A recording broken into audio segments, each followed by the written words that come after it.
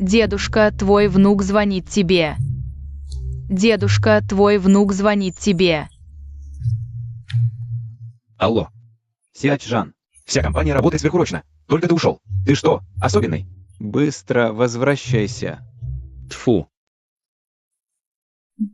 И правда считают меня рабочей скотиной ХМФ.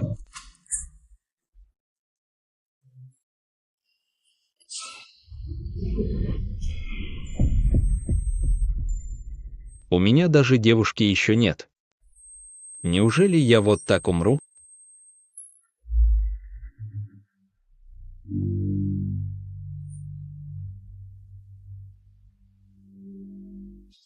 Я что, перенесся в другой мир? Постельная сцена. И еще это мужчина. Какое-то абсурдное развитие сюжета. Дерзкий негодяй, как смеешь осквернять тело императора. Я казню весь твой род до 9-го колена. Стой, стой, остановись. Священное тело. Ты император. Пресловутый раб. Я разрублю тебя на 8 частей. Я переспал с императором. Боже, не так же шутят. Эй, парень. Послушай меня, дай объяснить. Чичи, как ты можешь быть женщиной? Ты же император. Убери свою грязную руку. Ваше Величество, регент привел целую свиту министров и просит аудиенции. Они уже у дверей.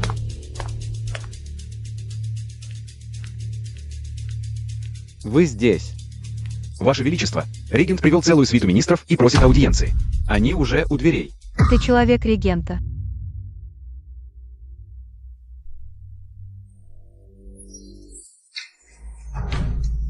Регент уже сомневается в твоей личности.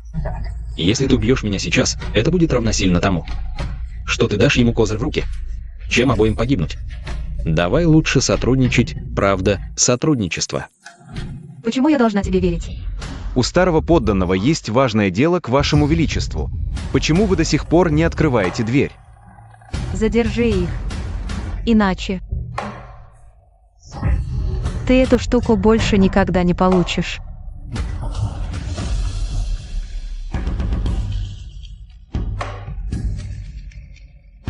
Ваше Величество сейчас переодевается. Неудобно принимать вас, господа. Ваше Величество. А ты что, помогал ему переодеваться? МММ. Так, чем ваше величество отличается от обычных мужчин? Но это, Ваше Величество. У него очень развитые грудные мышцы. Эта женщина как жестоко ударила. Хочет отрезать мне путь к отступлению. Если ты не держишь слова, не вини меня в бесчестии. Регент, у этого раба есть важное дело для доклада. А, что ты обнаружил? Ваш слуга действительно обнаружил одну огромную тайну. Говори быстрее. Ваше Величество, она недовольна диктатурой регента и критикует вас. И это все. Но не волнуйтесь. Благодаря моему красноречию я уже развеял сомнения Вашего Величества. Сейчас самое главное — следить за императором. Сообщайте мне о любых подозрительных движениях. Понял, господин.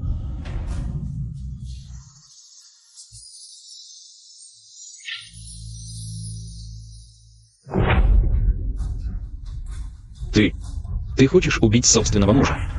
Еще слово, и я разорву тебе рот. В конце концов, я ведь твой спаситель, верно? Почему ты мне помогаешь? Одна ночь супружества, 100 дней милости. Теперь ты моя женщина. Естественно, я тебе помогу. Я от природы добрый человек. Просто не выношу, когда этот старик злоупотребляет властью. Правда. Конечно. Подумай сам. Если бы я действительно хотел тебе навредить, я бы уже рассказал регенту правду. Разве ты сейчас спокойно стояла бы здесь? Если хочешь перейти на мою сторону, можешь.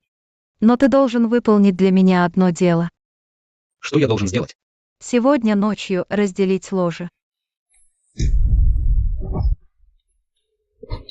Сам себе рога наставляет. Круто.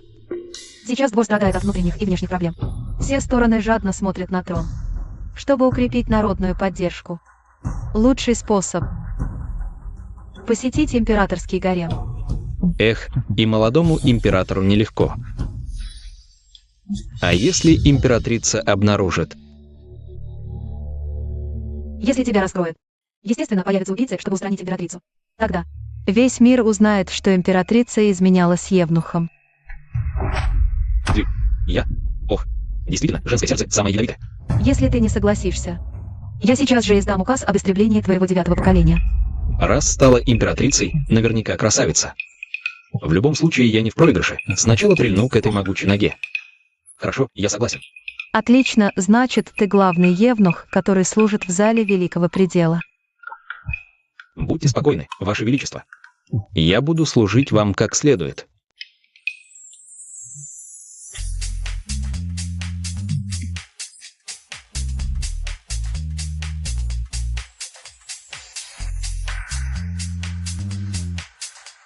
Докладываю Вашему Величеству. Срочное донесение с границы.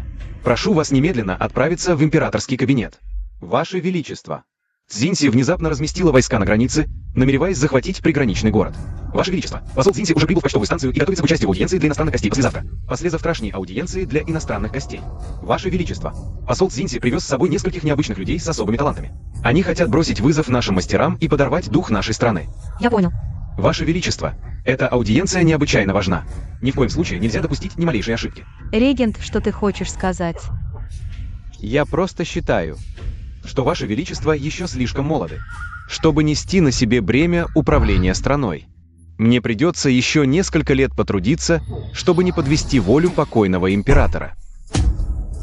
Если я разрешу этот кризис, прошу регента позволить мне править самостоятельно. Тогда и ты сможешь спокойно наслаждаться жизнью на покое. Цзиньси сильна в инженерном деле и в последние годы не раз подрывала боевой дух Дася. Даже первый академик Цао Чжаян потерпел сокрушительное поражение. Слышно, что на этот раз они привлекли еще много мастеров.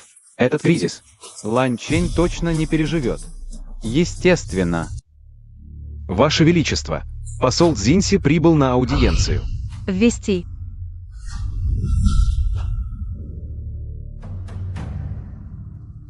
Посол Цзиньси Хуянь. Приветствую императора Великого Дася.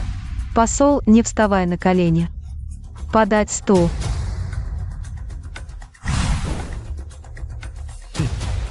Все говорят, что в Дасе много талантов, поэтому, Помимо Дани, я специально привел с собой 3 мастеров. чтобы сразиться с Дася и обменяться опытом. А как посол хочет провести это состязание? Состязание разделено на 3 части: литературную мудрость и воинское искусство. Победит тот, кто выиграет 2 раунда первым. Но раз уж это состязание, то должен быть и приз. Если Цзиньси победит, Дася уступит 3 города. Если же Цзиньси, к несчастью, проиграет. Мы готовы подписать с Дася 100-летний мирный договор и никогда не нападать. Выиграешь — получишь города, проиграешь — ничего не потеряешь.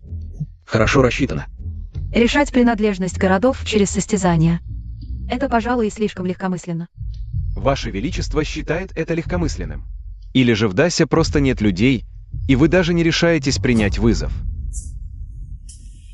Что думаете, господа?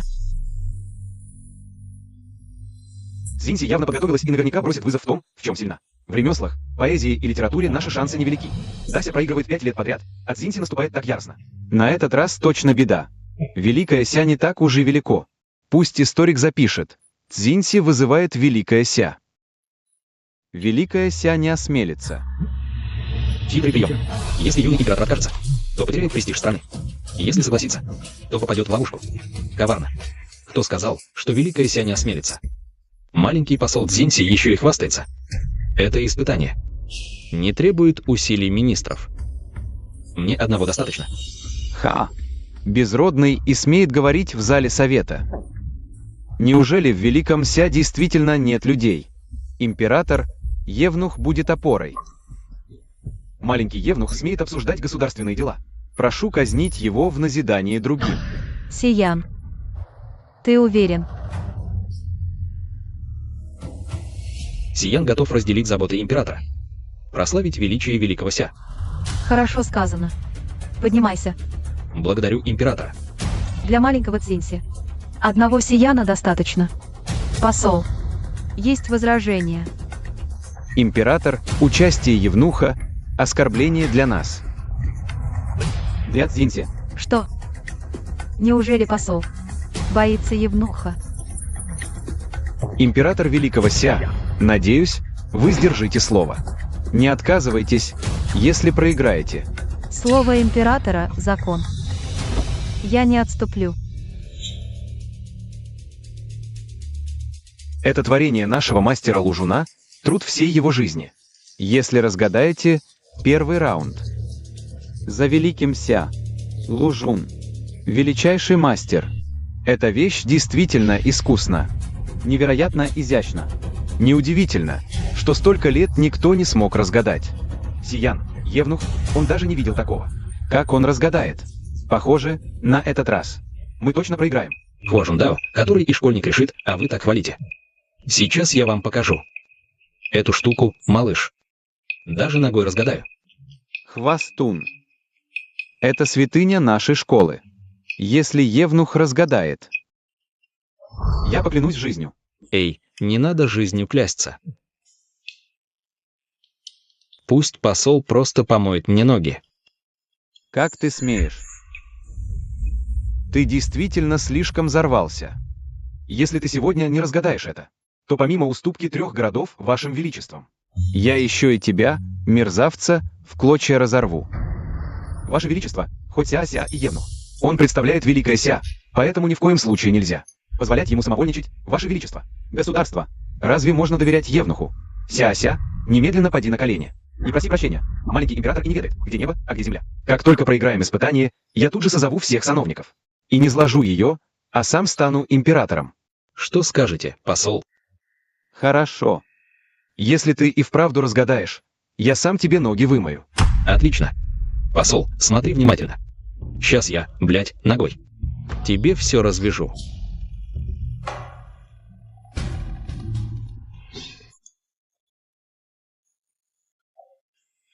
Я не то чтобы, но что это у вас в Дзинси за вещи? Все так грубо сделано, да? А ну, отойди. Прошел. Вперед. Иди сюда. Сюда. Сюда. Готово. Как это возможно? Так просто и разгадал. Ведь это творение Лужуна. Он разгадал это ногой. Он и вправду разгадал. Ты же говорил, что никто не разгадает. Как так? Сяян, ты совершил великую заслугу. Я щедро тебя награжу. Этот способ разгадки известен каждому в нашем Великом Ся, ничего особенного. Хорошо, Ваше Величество. Первый раунд за вашим Великим Ся. Осталось еще 2. Через 3 дня вернемся за следующим испытанием. Погодите. Посол, вы ничего не забыли, а? Посол – лицо государства. Если не сдержать слово, разве это не подорвет авторитет Дзинси? Хорошо. Эй, люди, налить воды. Посол, вам не стоит так мучиться. Достаточно выполнить одно мое условие. И мы забудем про мытье ног. Предлагаю следующую задачу. Составить мне. Надеюсь, храбрецы Дзинси не струсят и не откажутся от вызова. Хорошо, пусть ты составишь задачу. Мы соревнуемся. В знании суждений и бесед. Посол в 3-м года мог пересказать Лунь Юй наизусть. Такие элементарные вещи вы предлагаете в качестве вопроса. Вот это и есть мощь Великого Ся. Эх, чтобы сохранить лицо вашего Великого Ся, я советую вам поменять вопрос. А то скажут, что мы вас обижаем. Не нужно. Тогда позвольте спросить посла. Сколько взрослых учеников было у Конфуция, а сколько детей? Сколько? Подло. Вы задаете неправильный вопрос. В Лунь Юй такого нет. Увы, Ваше Величество. Похоже, послу нужно заново изучить Лунь Юй. Даю вам один шанс. Вернитесь, откройте Лунь Юй, поищите ответ. Не может быть. Похоже, посол не знает ответа. Великая Ся всегда великодушна. Даю вам 3 дня. Идите и хорошенько подумайте. Посол, этот вопрос совершенно нормальный. У нас в Великом Ся любой 3-летний ребенок на улице ответит. Если посол действительно не может ответить, я проведу вас, чтобы вы поучились. Наглость. Вы хотите сказать, что я хуже трехлетнего ребенка? Хорошо, ждите. Если я вернусь и увижу, что Лунь Юй. Нет такого вопроса. Я вас уничтожу. Я устал. Все удалитесь. Не думал, что в критический момент. Из всех придворных только ты один. Готов был встать на мою сторону. Если Ваше Величество желает, я готов пойти в огонь и в воду. Даже если это будет стоить мне жизни. Разве моя жизнь не принадлежит Вашему Величеству уже давно? Гладко говоришь. Ваше Величество, этим шагом вы лишаете себя счастья на всю оставшуюся жизнь. Мое счастье разве в руках такого слуги, как ты? Мечтать не вредно. Серьезно говоря, посольство Цзиньси точно не оставит это просто так. Ты уверен в себе? За эти 3 дня я устрою посольству Цзиньси такой разгром, что они останутся без штанов. Смелое слово. Если проиграешь, я тебя казню. Ваше Величество, а если я выиграю, если выиграю? Как Ваше Величество наградит меня? Чего ты хочешь? Чесать через сапог не то же самое, что драться по-настоящему. Это куда приятнее, верно? Аппетит у него такой, что и не боится обожраться. Эх, боюсь, аппетит слишком велик, и Ваше Величество может объесться. Ты хочешь награды? Посмотрим на твои результаты через 3 дня. 3 дня прошло. Посол как расследование.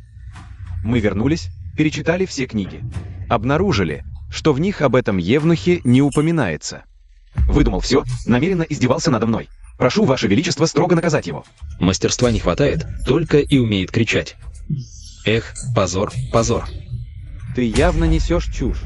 Беседы и суждения здесь, если не найдешь.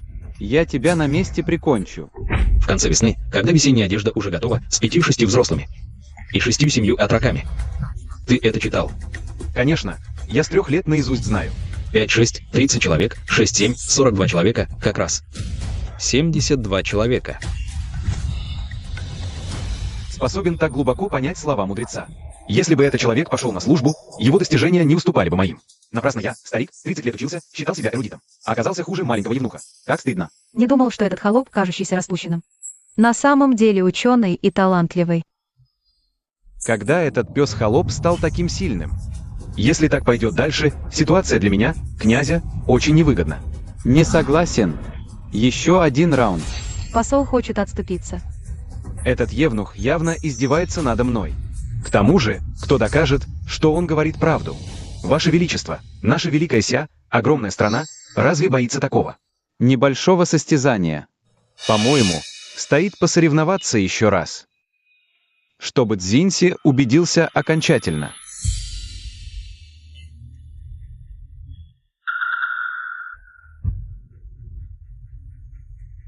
Ваше Величество. Если вы согласитесь, Цзиньси готов добавить еще одну ставку. С этого момента ежегодную дань Цзиньси будет увеличивать на 50 000 лянов золота, и платить ее не раз в 3 года, а каждый год.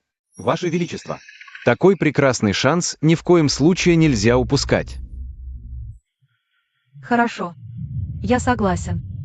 Если Великая Ся проиграет, я заберу не только 3 города, но и жизнь этого мерзавца.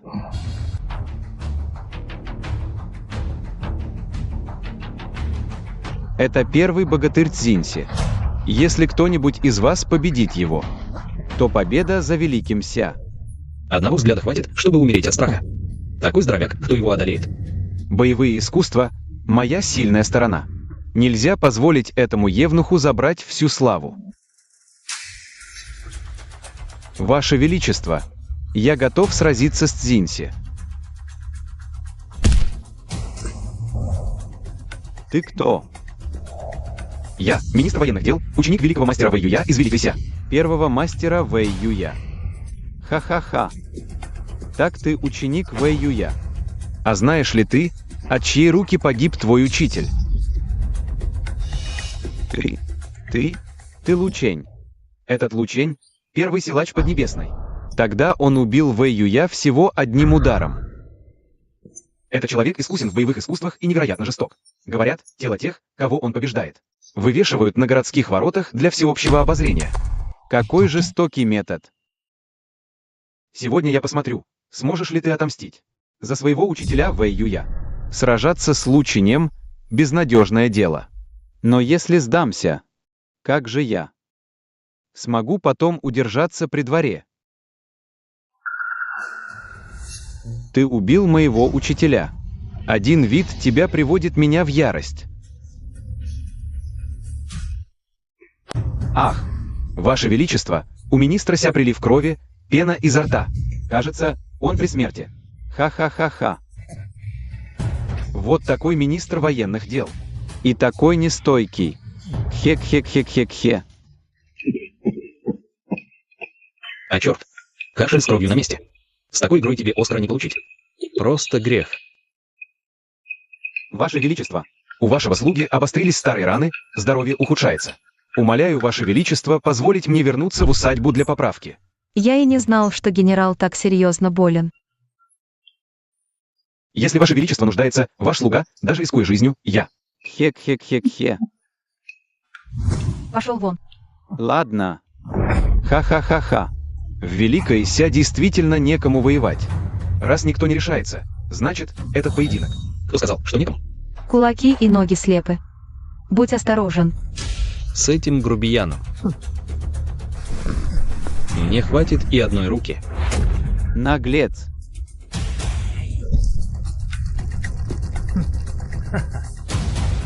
Великий воин Лу невероятно силен. Ваше Величество, не пугайтесь.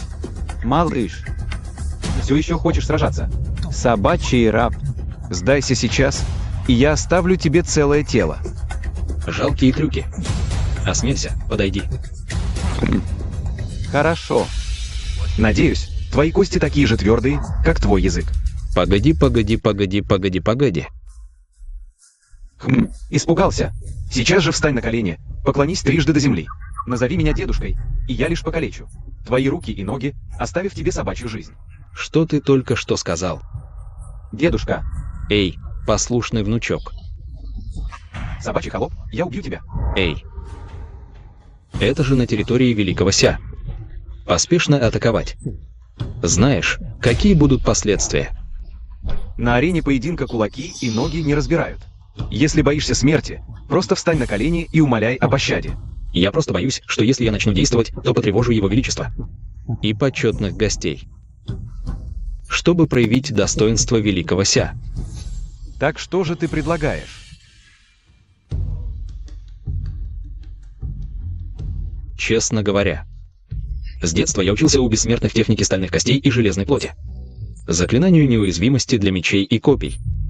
Великий воин Лу, давай посоревнуемся, кто воткнет больше ножей и не умрет. Тот и победит, как насчет этого. Такие твои мелкие трюки могут обмануть разве что детей.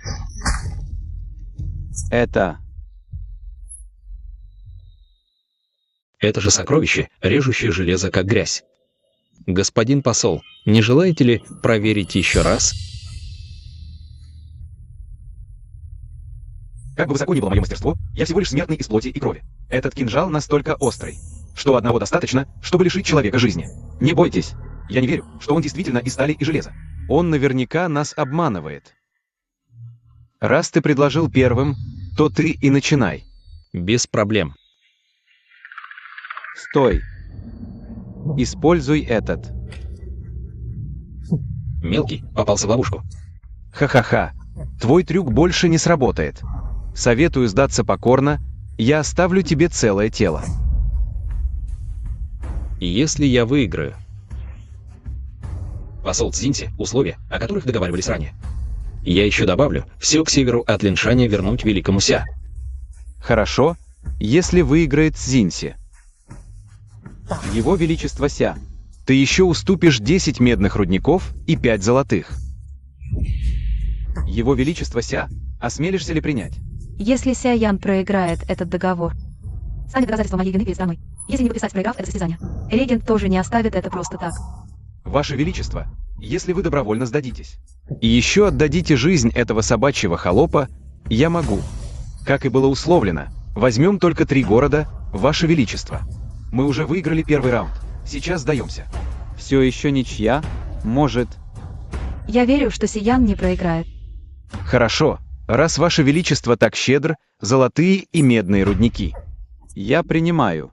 Господин посол, хвастовство может спину сломать. Смотрите же.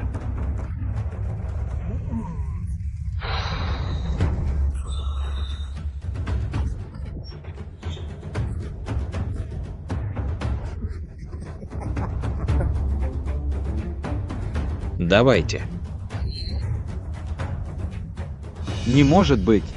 Это... Если не решитесь, значит сдаетесь. Кто сказал, что я, Цзиньси, не решусь? Посол, вы...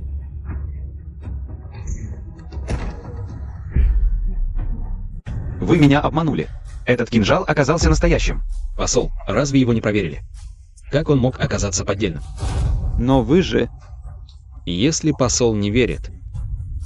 Вот вам нож, проверяйте все подряд. Этот раунд. Я сдаюсь. Сегодня я недооценил противника. В следующий раз, когда встретимся, я больше не проиграю. Обязательно составлю компанию. До встречи. Регент. Я здесь. Результаты сегодняшних испытаний, Регент, вас устраивают. Ваше Величество, вернули Линшань. В молодости уже такие успехи. Это действительно счастье для великого Ся. Все благодаря многолетним заботам и наставлениям регента. Впредь, когда я сам буду заниматься государственными делами, регент тоже сможет спокойно прожить свои годы. Хотя я и стар, но всем сердцем служу государству, не смею говорить вздор. Отдохните. Тем более, Ваше Величество еще лично не вступило в управление. В делах двора. Все еще нужны мои старые заботы. Иначе я не оправдаю доверие покойного императора. Тогда я верю, что регенту будет очень приятно лично подготовить. Церемония моего вступления в управление. В память о душе покойного императора на небесах. Да, я несказанно рад. Сиян. Здесь. Сегодня я назначаю тебя главным евнухом управления церемоний, награждаю. 1000 лянов золота. Ох ведь жирный кусок. Как и говорил, с императором голодным не останешься. Благодарю, Ваше Величество.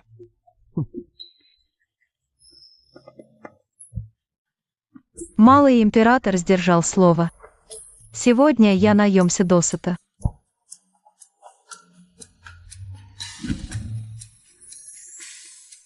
Ваше Величество, Ся Ян прибыл, чтобы служить вам.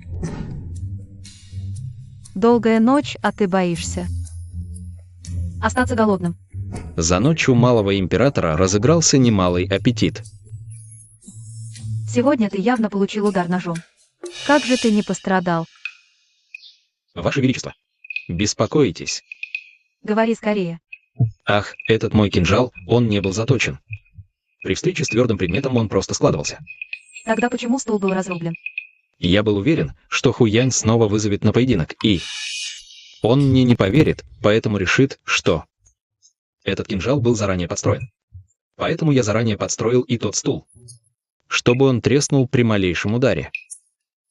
Так что Хуянь лично видел, как стул разлетелся. Поверил, что кинжал настоящий, и когда ты вышел. Захотел воспользоваться твоим кинжалом, чтобы избавиться от тебя. Но не ожидал, что подсунул тебе поддельный клинок. Я все время держался за рукоять, притворяясь, будто ранен, но на самом деле лезвие меня даже не коснулось. Поэтому Хуянь обязательно снова заподозрит, что кинжал был фальшивым, но он и не думал, что фальшивым был лишь один, а остальные настоящие. В итоге погубил Лученя. Убийство при всех свидетелях не отговоришься. И к нашей великой Ся это не имеет никакого отношения. Хитросплетение за хитросплетением. Точно попал в психологию Хуяня. Проклятый раб, какая глубокая хитрость. Ваше Величество, нам пора заняться делом. Ее Величество императрица прибыла.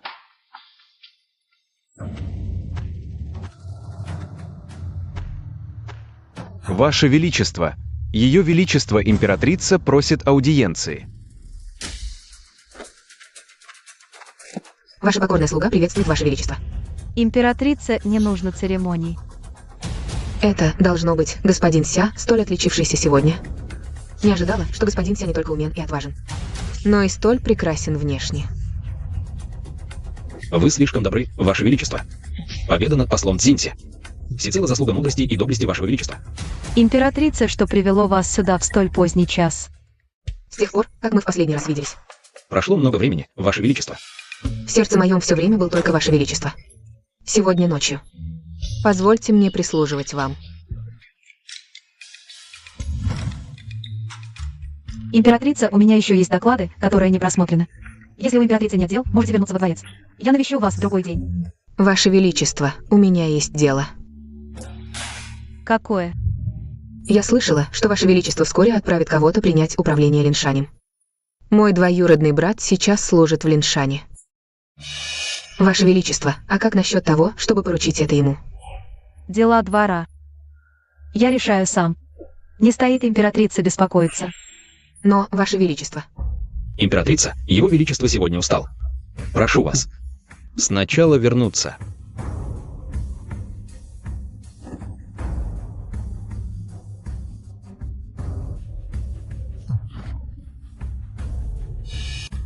Черт возьми, как это так сразу переменилось в лице? Как быстро меняется выражение лица? Ваше Величество, за что вы меня бьете? Я ничего не сделал. Смеешь при мне переглядываться с императрицей, пес презренный? Не забывай о своем положении. Женское сердце, как морское дно, не угадаешь. То одно, то другое. Ваше Величество, вы это ревнуете? Как я могу ревновать к такому псу, как ты? Ах, Ваше Величество. Я к вам всей душой, а вы мне не доверяете. Тогда мне очень горько. Мое сердце всегда в ваших руках, сжатое. Никто не отнимет. Если посмеешь заинтересоваться, пеняй на себя, если станешь настоящим евнухом. Ваше Величество, разве вам не жалко? Попробуй. Я же еще девственник, нельзя становиться настоящим евнухом. Ваше Величество, я слышал, что чиновники при дворе с вожделением смотрят на дело с принятием управления Линшанем. Не знаю. Как вы на это смотрите? Императрица — человек регента. Если действительно передать охрану Линшань и ее брату, это все равно, что отдать Линшань в руки регента. Но другие кандидаты... Все эти придворные флюгеры. Я не вижу среди них толковых.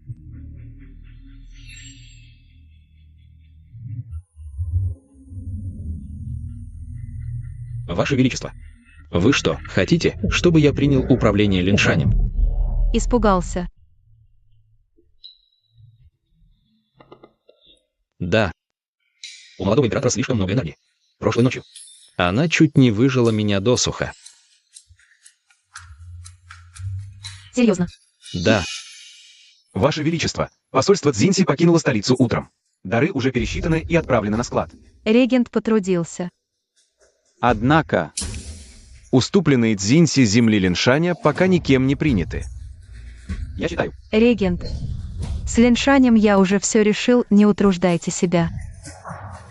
Безопасность Линшаня касается стабильности границы, это не шутки. Позвольте старому слуге разделить ваши заботы. Я теперь правлю самостоятельно. В военных и государственных делах могу сам принимать решения. Правда. И кого же вы, Ваше Величество, намерены назначить? Я, как регент. Если вы, Ваше Величество, будете самонадеянны и станете относиться к военным и государственным делам как к игре. Я не останусь в стороне. Регент, вы отказываетесь от своего слова. Ай, этот юный император слишком торопится. Это старая лисица. Точно не отдаст власть просто так. Ваше Величество. Лишь было время согласись. Ситуация там сложная. Сейчас нужен опытный человек. Только так можно эффективно управлять. Болезнь министра Фана прошла так быстро. Вот именно сейчас империя нуждается в кадрах. Даже если старому слуге не здоровится, нельзя. Мешать делам вашего величества. Болезнь министра Фана все еще не прошла. Тогда отправляйтесь домой и лечитесь. Ваше Величество, на самом деле ваш слуга. Сиян, Ваш слуга здесь. я дарю тебе меч Шанфан. С сегодняшнего дня отправляйся в Линшань и прими управление обороной. Ваш слуга повинуется указу. Я возражаю. Ваше Величество, оборона Линшаня. Касается безопасности государства, это не шутки. Как можно поручить это? Евнуху. Эй, люди. Есть. Евнух вмешивается в политику. Схватите его. Кто посмеет? Отойдите. Ваше Величество. Регент прав. Разве можно доверить Линшань Евнуху? Если это станет известно, разве не будут смеяться, что в нашей империи некому? Ваше Величество, евнухи относятся к внутренним покоям. Завет наших предков гласит, внутренние покои не должны вмешиваться в политику. Ваше Величество, разве вы хотите пойти против воли предков? Ваше Величество, отмените приказ. Ваше Величество, пожалуйста, отмените приказ. Вы то ли вы твердите о заветах предков, то правы о запрете вмешательства гарема в политику. Но когда посольство Линшань наступало шаг за шагом, Где же были все сановники при дворе? Вы тогда помнили, что такое заветы предков? Ваше Величество, Хиаэнг, подданный Великой Ся. Он должен служить стране. Это его долг. Вот это да, его долг. Но господин Фан даже своего долга не выполнил. Разве не должен он покончить с собой в искуплении вины? Если бы не Хиаэнг, который решил мои проблемы, то все присутствующие здесь сегодня заслуживают казни до 9-го колена. Хиаэнг совершил небывалый подвиг, я хочу его наградить. Что в этом плохого? Похоже, Ваше Величество. Уже решил. Если что-то пойдет не так, даже если этого евнуха казнят до 9-го колена, это не смоет его вину. Евнух, ты посмеешь принять награду? Хиаэнг, Ваше Величество. что касается обороны Линшаня. могут ли быть ошибки? Ваше Величество. По делу Линшаня. Ваш слуга. Готов разделить заботы Вашего Величества. Этот старик угрожает мне и явно, и тайно. Боюсь, он меня заподозрил. И если будет ошибка, ваш слуга принесет свою голову.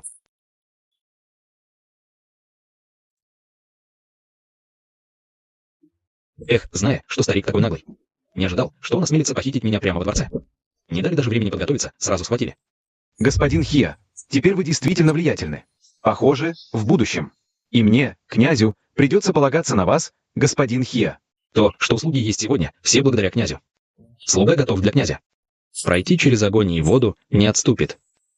Господин Хиа теперь фаворит перед лицом Его Величества. Как я, князь, смею вам приказывать. Я, князь, хочу убить евнуха.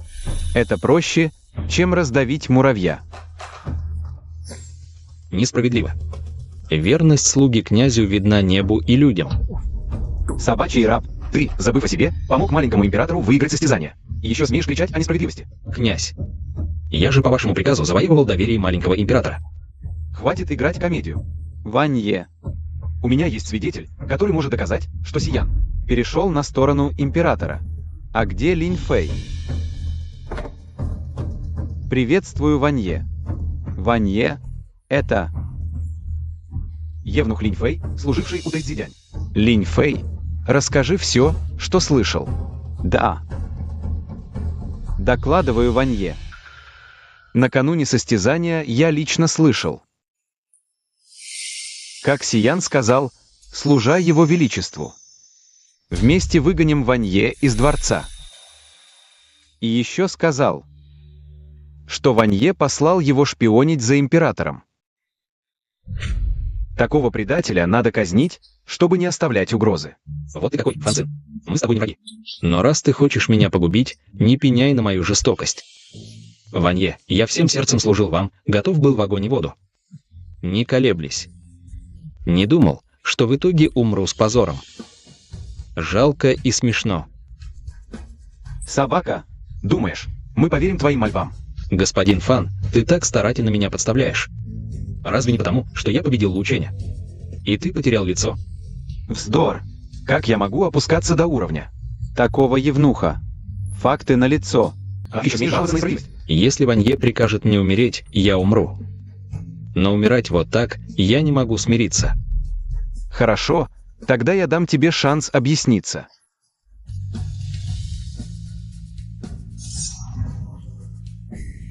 Ванье, раба можно просто казнить. Зачем тратить время? Господин Фан, по-моему, вы просто боитесь, что я раскрою вашу ловушку. И потому спешите убить меня.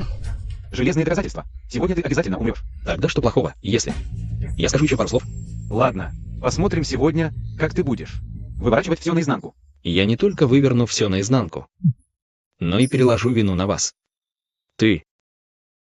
Сколько лет ты служил в Тэдзидяне? 5 лет. Все время. Убирал во внешнем дворе. Да, Ванье. Этот раб явно тянет время. Господин Фан, не торопитесь. Хоть я и умираю, но дайте мне сказать пару слов, что с этим не так? Продолжайте.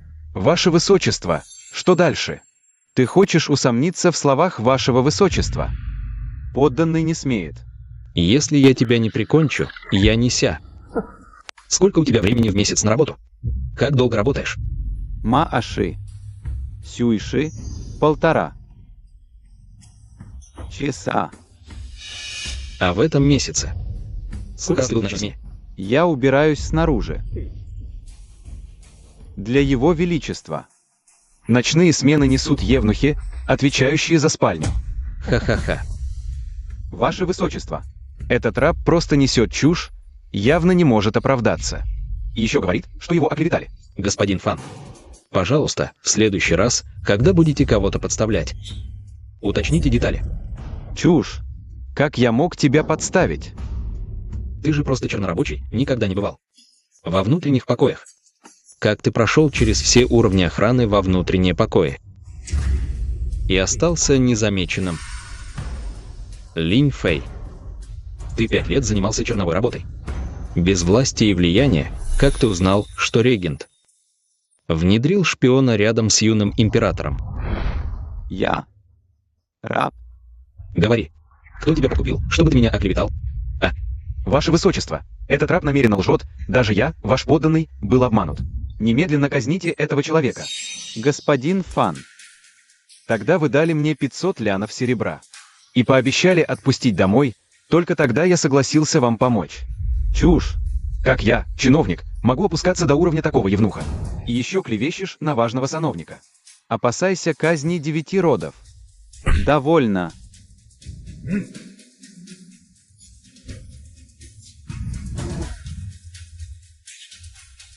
Я же говорил, меня действительно оклеветали.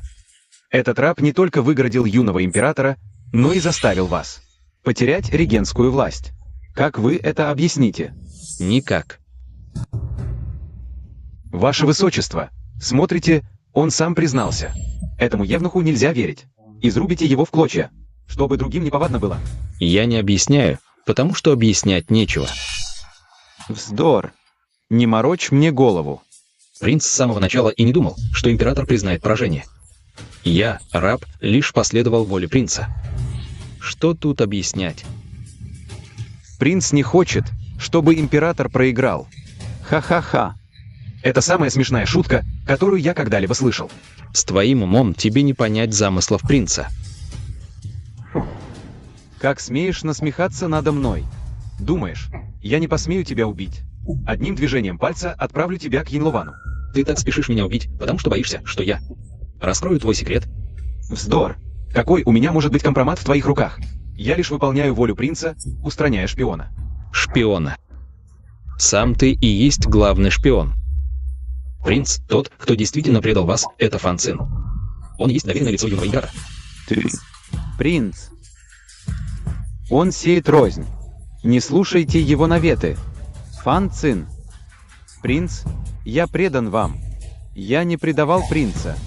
Ты под именем принца оклеветал верных слуг, обрезал его крылья. Твои намерения достойны смерти. Нет, я не делал этого. Я не посмел бы, и у меня не было причин так поступать, принц. У тебя была причина, принц. Знаете ли вы, наложница Фан беременна. Ваше Величество, вы посылаете меня управлять Линшанем. Тогда и до моей смерти недалеко. С твоей смекалкой разве не сохранишь свою шкуру?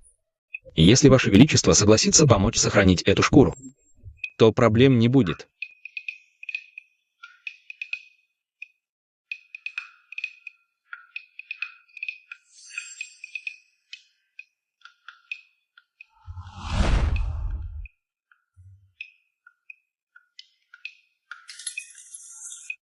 Ваше Величество, взгляните. Вы годами скрывались рядом со старым предателем, тяжко трудились, ваши заслуги велики. Ваша помощь в восшествии на трон тронула мое сердце. Я непременно вознагражу вас. Здесь нет никакого названия, зачем это?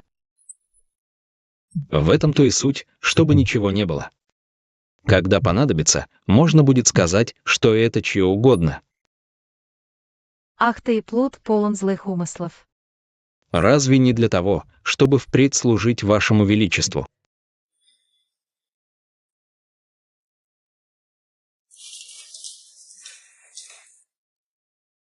Это история болезни наложницы Фан из дворца Юньсю.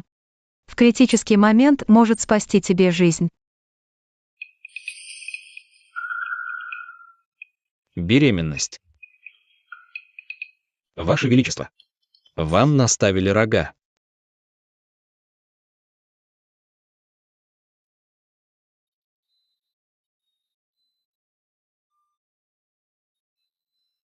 Принц.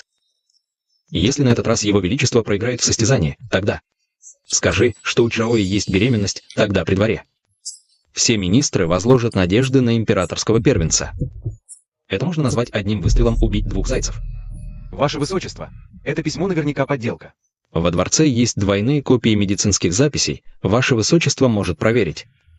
Ваше Высочество, я действительно этого не знал. Моя семья Фан клянется в верности Вашему Высочеству, никогда не осмеливаясь иметь двойные мысли. Ты хочешь сказать, что если Фан Чжаои родит принца, вы все равно будете возводить Ваше Высочество на престол? Я? Конечно. Какая невероятная шутка. Проклятый раб, я убью тебя, господин Фан. Убивать передо мной в твоих глазах. Еще есть я, Ваше Высочество. Ваше Высочество, это подчиненный поспешил ненамеренно. Я помню, госпожа Фан каждые несколько дней входит во дворец. В медицинских записях написано, что Чжаои беременна 3 месяца. А ты говоришь, что не знал. Я? Этот подчиненный. Сиян, единственный за последние несколько лет. Кто смог приблизиться к маленькому императору? А ты предлагаешь убить его. Что ты задумал? Ваше Высочество, это... Пол ребенка в утробе Чжаои неизвестен. Как я могу предать вас? Значит, если это действительно принц, то ты предашь меня. Нет, Ваше Высочество, даже если это принц, он не станет помехой вашему пути. В таком случае, убей Фан Чжаои. Ваше Высочество, пощадите. Ваше Высочество, моя семья Фан к Вашему Высочеству. Все же предано. Столько лет вы видите. Подчиненный верен вам, пощадите жизнь моей дочери. Умоляю, Ваше Высочество, проявите милость. Глубокая любовь к сыну – это естественно для человека. Но в моих глазах нет места для пыли. Черт, не думал, что старик еще и мастер боевых искусств. Люди. Господин Фан внезапно заболел и скоропостижно скончался. Отправьте обратно в министерский дом для похорон.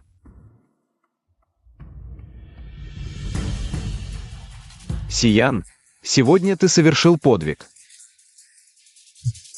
Благодаря мудрости и доблести Вашего Высочества, раб не смеет присваивать заслуги. Ты победил посольство Цзиньси, а я потерял регентскую власть. Этот счет я. Как с тобой рассчитаюсь? По сравнению с потерей лица маленьким императором, Ваше Высочество больше надеялось, что я заслужу доверие маленького императора. Поэтому раб осмелился так поступить. Знаешь ли ты, что самоуверенные люди часто плохо кончают? Раб предан Вашему Высочеству всем сердцем. Тогда, Ваше Высочество, разрежь мое сердце и посмотри. Черт, теперь переиграл. Это яд, пожирающий сердце. Без цвета и запаха, но смертельно опасен.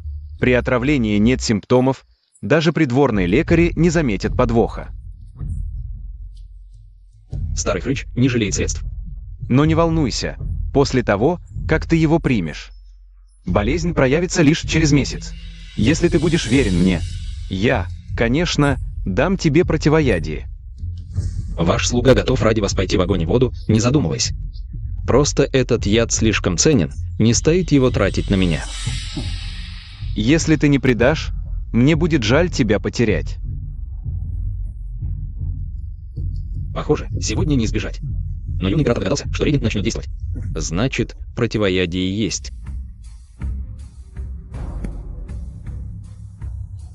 Отлично. Чтобы доказать свою преданность мне, сделай для меня одно дело. Приказывайте, ваше высочество. В этой поездке в Линчжоу я хочу, чтобы ты проиграл Цзиньси и уступил Линчжоу. Знал же, что в этой старой лисы недобрые намерения. Вот где он меня поджидает. Ваше высочество. Сиян готов пойти в огонь и воду, только. Ваш слуга просит об одном одолжении, умоляю ваше высочество разрешить. Что? Ты ставишь мне условия? Ваш слуга не смеет. Вижу, у тебя есть смелость, и ты достаточно умен. Ладно, человек без желаний. Мне не внушает доверия.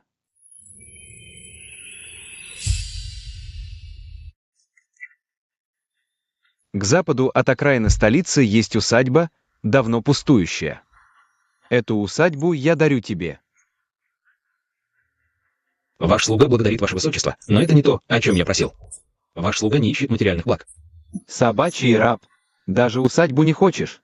Так чего же ты хочешь? Ваш слуга всегда безмерно восхищался вашим высочеством, вашим выдающимся мастерством и могуществом. Ваш слуга не стремится постичь всю глубину вашего искусства, лишь бы научиться малой толике, чтобы в трудную минуту суметь защитить себя. Ха-ха-ха-ха. Лестью добиваешься обучения боевым искусствам. Вижу, ты не лишен ума. Я сделаю исключение. И немного тебя поучу.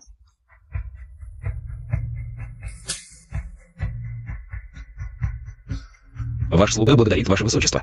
Ах, ваше величество. Ради вашего великого замысла я чуть не погиб. Вы должны меня хорошо вознаградить. Мерзкий раб, куда ты лезешь? Старый негодяй тебя отравил. Ядом, пожирающим сердце. Этот старый негодяй тут же убил Фан сына. Методы у него жестокие. Думаю, через несколько дней наложница Фан тоже погибнет. Одного поля ягоды, смерти им не в убыток. Что еще ты слышал? Регент, кажется, собирается уступить Линшань. Подозреваю, что наверняка у них с Цзиньси есть тайное соглашение. Старый вор, похититель страны, просто отвратителен. Поездка в Линшань для Сияна крайне важна. Запомни, ни в коем случае не допусти никаких ошибок. Ваше Величество, разве я когда-нибудь вас подводил? Будьте спокойны. Тогда, Ваше Величество, как вы меня наградите? Яд не может унять твою дурную кровь. Раз с вами, Ваше Величество, есть ли яд, от которого нет противоядия? Когда я говорил, что есть противоядие? Я думаю, с твоим умом ты обязательно сможешь выбраться целым и невредимым. Ай. Раз так, тогда я. Лучше пойду просить регента, проживу на пару лет дольше. Собачий раб посмел при мне говорить о переходе к регенту. Ты хочешь умереть. Все равно вам не важна моя жизнь, так кто даст мне противоядие? Тому я и буду служить. Кто сказал, что мне не важно? Оказывается, император так заботится о своем рабе. Сегодня ночью я действительно рисковал жизнью. Ваше Величество, не пожалеете меня. Так будет достаточно. Как думает Ваше Величество? А чего же ты хочешь? Собачий раб, отпусти скорее. Ваше Величество тоже должно пожалеть. Ваше Величество, не забыли нашу первую встречу? Хотите, раб поможет вам вспомнить. Ты слишком жесток. Я вижу, ты не хочешь противоядия. Ваше Величество, я пошутил. Раб знает. Ваше Величество просто хотело помочь мне вывести отравленную кровь. Это сокровище великого Ся, пилюля 100 побед. Прими ее. Не только избавишься от всех ядов, но и укрепишь кости, нарастишь мышцы. Упорядочишь меридианы. В дальнейшем твои тренировки будут в 2 раза эффективнее. Я так и знал, Ваше Величество не даст мне умереть. Я получил секретное донесение. Хуянь устроил засаду с большим войском в Линшане, намереваясь поднять мятеж. Когда отправишься, помни, действуй решительно. Раз Ваше Величество помнит обо мне. Как же раб посмеет умереть? Еще комендант Линшани Ебин. Опираясь на силы регента, он в Линшане притесняет мужчин и женщин. Изговорился с Хуянем. Его ни в коем случае нельзя оставлять. Да-да-да, я понял. Ваше Величество, ночь коротка. Нельзя ее упускать. Видели господина Ся? Где командующий Ебин? Отвечаю господину Ся. Командующий занят, его нет в резиденции. Среди бела дня нет в управлении, значит, либо в игорном доме, либо у девиц.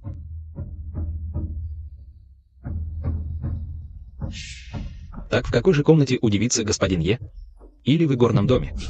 Это... У регента есть секретный указ для Ебина. Нельзя медлить. Опять прихвостни регента, небо слепо. Господин Е в Янсиаге в районе Цинхуафан на юге города. Ты, наверное, тоже там завсегдатай. Шутите? Господин, я никогда не бываю в таких местах. Тогда проводи меня туда. Что, осмелился поднять руку на старшего? Не смею. Господин, идемте за мной. Этот личень верный и прямой человек. Стоит воспитать. Капитан Ли, когда успел прийти? Я не к тебе, я к господину Е.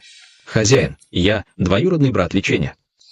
Только что из деревни, хочу найти господина Е внутри. Хочу попросить у господина Е должность, будьте любезны.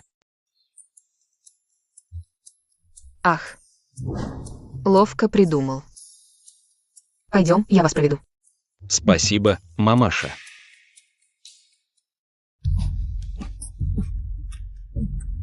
Господин Е. Кто там мешает моему удовольствию? Личень, тебе не в управлении сидеть и ждать старого евнуха. Зачем ко мне пришел? Похоже, пришел сказать, что тебя сняли с должности. Ты что за овощ такой? Как смеешь так со мной говорить, командующий? Это господин Ся из столицы. Кого я вижу, так это евнух Ся. Что тебе нужно в месте, где веселятся мужчины? Скажи-ка, в этом мире кроме мужчин и женщин. Знаешь, кто еще есть? Господин, в этом месте кроме мужчин и женщин. Кого еще может быть? Эх, ты не понимаешь, я тебе скажу. Есть еще такие, кто не мужчина, не женщина, евнухи. Ха-ха-ха-ха-ха. Господин. Господин Ся, военный губернатор Линшаня, его ранг выше вашего. Ничтожный раб, даже став военным губернатором. Чем он отличается? Неужели? Он может меня уволить? Ха-ха-ха. Я не могу. Но он может. Золотая верительная бирка. Ваш подчиненный личень приветствует Ваше Величество. Да здравствует император. Да здравствует 10 тысяч лет. ПФФ. Если я признаю ее, она золотая бирка. Если не признаю, она просто кусок ржавого железа. Ха-ха-ха. Видеть золотую бирку все равно, что видеть самого императора. Неужели вы хотите ослушаться указа? Ослушаться указа? Чего указа? Маленького императора? Я дам ему 10 жизней, он не посмеет меня убить. Ха-ха-ха-ха. Сегодня ты вылежишь мне ноги дочисто. Тогда я тебя отпущу. Иначе... Ты не увидишь завтрашнего солнца. Давай. Раз ты так хочешь умереть, я как следует проучу тебя, дам попробовать мое мастерство. Проклятый евнух, ты посмел меня ударить. Я разорву тебя на куски. Шумный.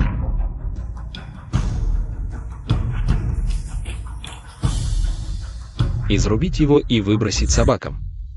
Господин Ся, вы без причины убили Ебина. Регент вас не простит.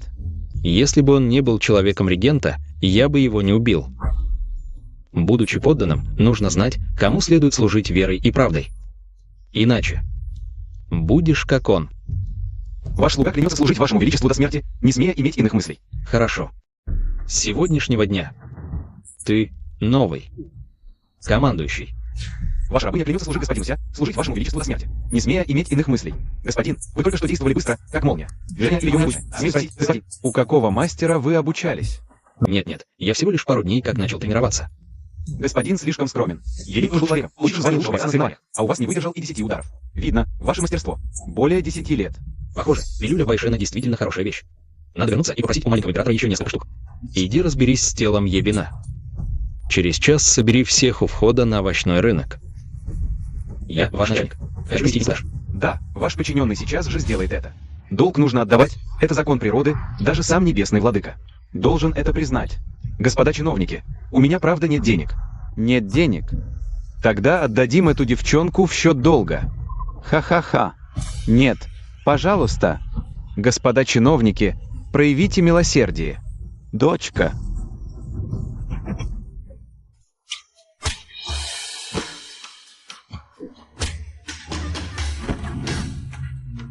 Среди бела дня обижаете людей? Ищите драки. Откуда взялся этот вонючий парень? Даже меня посмел ударить. Ты недостоин знать.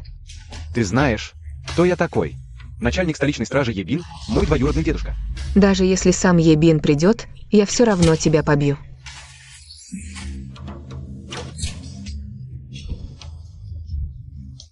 Мужчины вашей великой ся совсем бесполезны. Молодой герой невероятно отважен. Я сдаюсь. Отдай деньги, которые отобрал у старика. И трижды поклонись в землю. Иначе... Хорошо, я отдам. Осторожно. Неоднократно нападаете из-под-тишка. Вы еще считаетесь воинами Великой Ся. Кто ты? Смеешь меня поучать? Если не хочешь умирать, катись отсюда. Ты, парень, неблагодарный. Я тебя спас, а ты меня бьешь. Кто тебя просил спасать? Вот уж правда, собака кусает Людунбиня, не разбирает добрых людей. Сам ты собака. Отпусти меня, эй. Как раз кстати. У меня характер упрямый, ты говоришь отпустить. А я не отпущу. Ты мерзавец, ищешь смерти. Хочешь убить меня? Возвращайся и тренируйся еще 100 лет. Ты говорил, Ебин, твой двоюродный дед? Теперь понял, насколько я крут. Хочешь молить о пощаде? Поздно. Вы двое, не ведающие страха. Смеете меня, старика, поучать? Я вас. В живыми освежу, кости обгладаю и выброшу на свалку собакам. Видно, что одной крови разговоры. Одинаковые и мозгов не больше. Сначала я тебя убью и скормлю собакам. Мой двоюродный дед — начальник стражи. Если ты меня обидишь, он тебя не оставит в покое. Даже если сам и так придет. Не спасет тебя.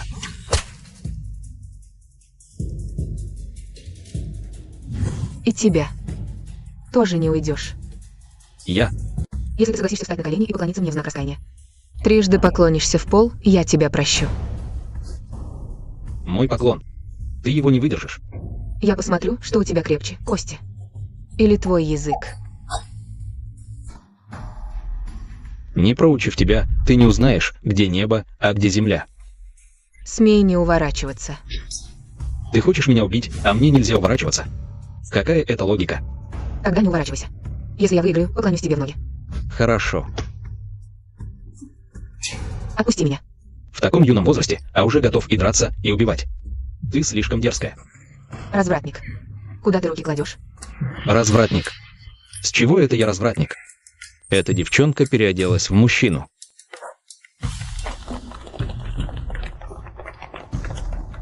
Эй, идут люди из управления войск и лошадей. Бежим скорее. Подожди, если они тебя убьют, я не виноват. У них не хватит смелости меня убить.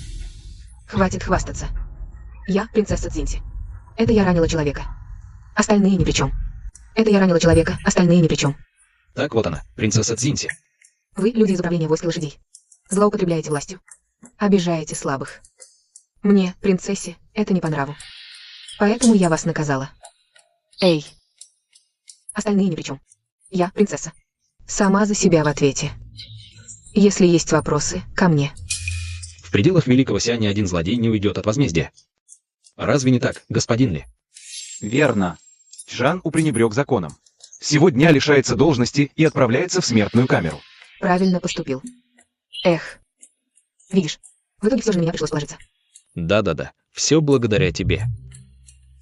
Судя по твоему акценту, ты не похож на уроженца Линшаня. Я приехал из столицы, только сегодня прибыл в Линшань. Ты из столицы. Тогда ты знаешь Сяяна. Фаворита при императоре. А, этот Сяян. Мы с ним довольно близки. Неужели он в одиночку сразился с нашим посольством Цзиньси? Он самый умный мужчина в вашем великом Ся. Маленькая принцесса, неужели ты мной заинтересовалась? Что ж, неудивительно. Кто сказал, что я неотразим? Этот Сяян. Талантливый и воинский. Обаятельный, умный, просто выдающаяся личность. Когда встречу его, обязательно убью. Эта женщина не по сценарию действует. Сколько дочерей у короля Цзинси? У короля Цзинси только одна дочь, она же наследница. Будущая королева Цзинси. Единственная дочь. Если ее убить, в Цзинси не останется наследников. Тогда используй авторитет Хуяня. Захватить трон будет проще простого. Развратник. Испугался. Это территория Великой Ся, я подданный Ся. Чего бояться? Не может быть, подданные Ся слабы и бездарны. Они уже проиграли нам гору Линшань, как это возможно? Это ваша территория. Хуянь действительно скрыл дело о горе Линшань. Он сосредоточил здесь войска. Неужели хочет убить Хасинай и свалить на Ся? Пока я здесь, ему не удастся. Я новый Цзиду Шилинчжоу, Ся Ян. На моем посту не потерплю беззакония и злоупотребления властью. Нарушители будут казнены. Хорошо. Ты хочешь взять под контроль Линшань? Кто дал тебе право? Цзинси и Ся подписали договор о возвращении Линшань. Я действую по указу императора. Законно и обоснованно. Не может быть, Цзинси никогда не подпишет. Такой договор.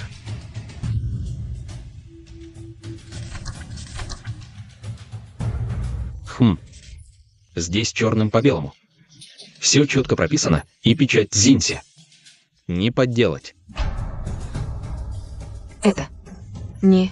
Как же так? Хасинай. За нанесение увечий на рынке 3 дня под стражей. Увести.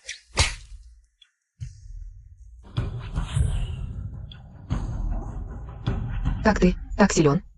Просто хотел тебя подразнить. Увести. Отпусти меня, Сяян. Я тебя не прощу. Сяян. Господин Ся, мы уводим принцессу Цзинси, король Цзинси. Не успокоится. Без приманки рыба не клюнет. Господин Ся прибыл издалека, не успели встретить. Это земли нашей Великой Ся. Зачем же утруждать гостя посланника? Великая Ся и Цзинси только что подписали мирный договор. А вы уже схватили нашу принцессу Цзинси. Вы намеренно противостоите Цзинси. Хасинай нарушил законы Великой Ся. По нашим правилам и следует наказывать. Значит, не отпустите. Посланник, давайте поговорим по-хорошему. Стоит вам отвести войска Цзинси от Линшаня.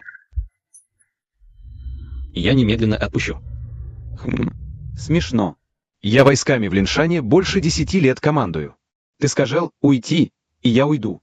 Кто ты такой? Или посланник забыл о пари с Великой Ся? Убью тебя. Кто тогда вспомнит о пари? Правитель Цзинси всегда стремился к миру с Великой Ся.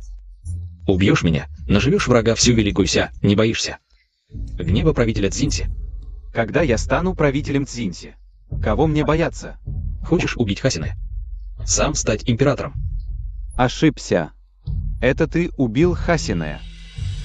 Я лишь хотел спасти, но опоздал. Остается убить тебя, Евнуха. Отомстить за принцессу. Врешь. Я лишь посадил Хасиная в темницу. Когда говорил об убийстве? Ебин из управления войск, доверенное лицо регента. С его свидетельством не отпереться. Хороший двойной удар. Жаль. Что встретил меня? Что значит? Ебиня пару дней назад уже. Сбросил в горы собакам на сиденье. Сейчас, наверное, лишь обглоданные кости найдешь. Убил Ебина. Откуда знаешь, что он наш человек? Такая простая истина. Даже пальцами ног подумать можно. Пес подлый. Ты уже на пороге смерти, а все еще так дерзишь. Раз уж мне осталось жить недолго. Конечно, надо побольше наговориться, верно?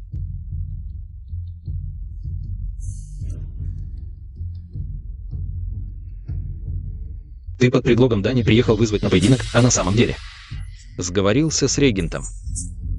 Если Дайся проиграет 3 поединка подряд, регент воспользуется моментом, чтобы свергнуть императора. И сам займет трон. А потом тебя сделают князем Цзинси. Трон с древних времен достается тому, у кого есть сила. Я для Цзинси совершил много великих подвигов. С какой стати я должен слушаться какую-то девчонку? Ах, как жаль. Жаль, что ваши хитрые планы я разрушила. Поэтому ты нашел Ебина. Потому что знаешь неукротимый и справедливый характер Хасины. Нарочно подговорил Джану и других спровоцировать конфликт. А потом воспользовался моментом, убил ее и захватил власть, верно? Ты похитил принцессу, чтобы защитить ее. Посол, Хасинай — это единственная наследница престола государства Тинси. И если она умрет у нас в Дайсе, то даже 10 моих голов не хватит, чтобы расплатиться. Я, естественно, подготовился заранее. Ты действительно довольно умен. Но ты все же не учел один момент. Даже если бы не было Ебина, я бы все равно убила Хасиная. Ай-яй-яй. Скажи-ка мне, с таким твоим интеллектом, как ты вообще додумался поднять мятеж? Раз я уже раскусила твой план, неужели я бы оставила принцессу в тюрьме? Чтобы ты мог ее убить? Выдашь принцессу, и я пощажу твою подлую жизнь. Правда. Серьезно. Хасинай в любом случае принцесса.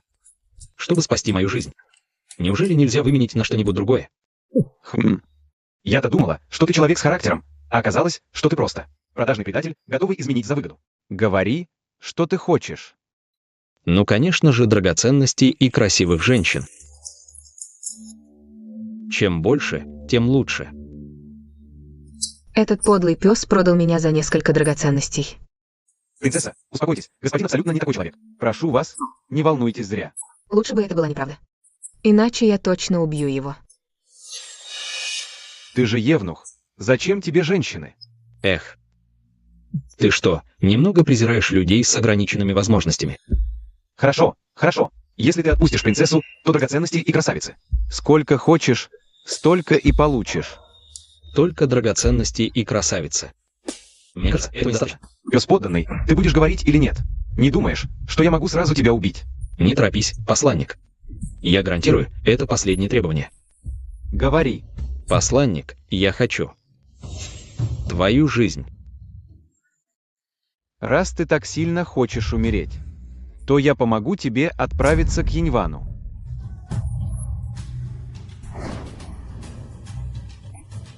Слепые псы, я приказала вам убить его.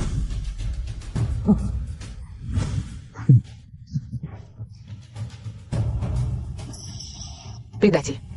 Ты же только что так нагло себя вел. Почему сейчас не беснуешься? Ты расставил ловушку для меня.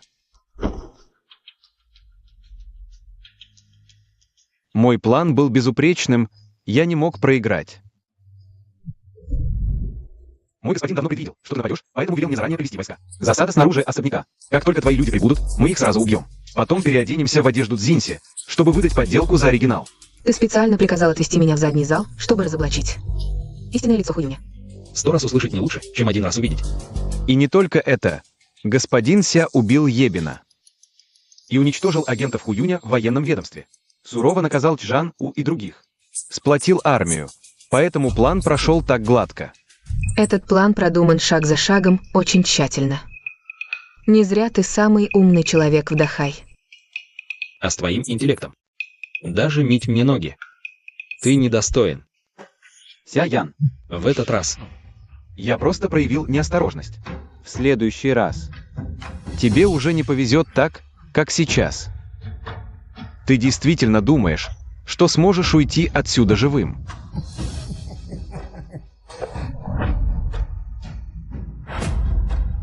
Проклятие. Он использовал дымовую шашку. Не беспокойтесь, господин, я уже приказал заблокировать городские ворота. Хуюнь не сбежит. Идите за мной.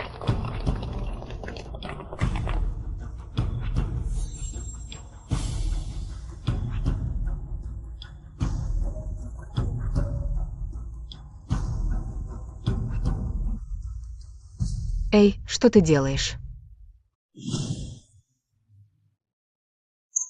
Хулиган. Ты же сама ко мне прижалась. При чем тут я?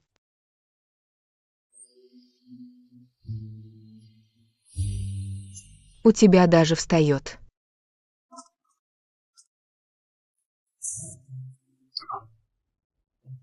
Ты меня слышал? Я тут стою уже целую вечность. Принцесса, как вы сюда попали? Что вам нужно? А что, нельзя просто так зайти? Что это ты изучаешь? Такие штуки у нас в Цзиньсе на каждом шагу. Что в них такого удивительного? Принцесса, вы знаете, как это сделано?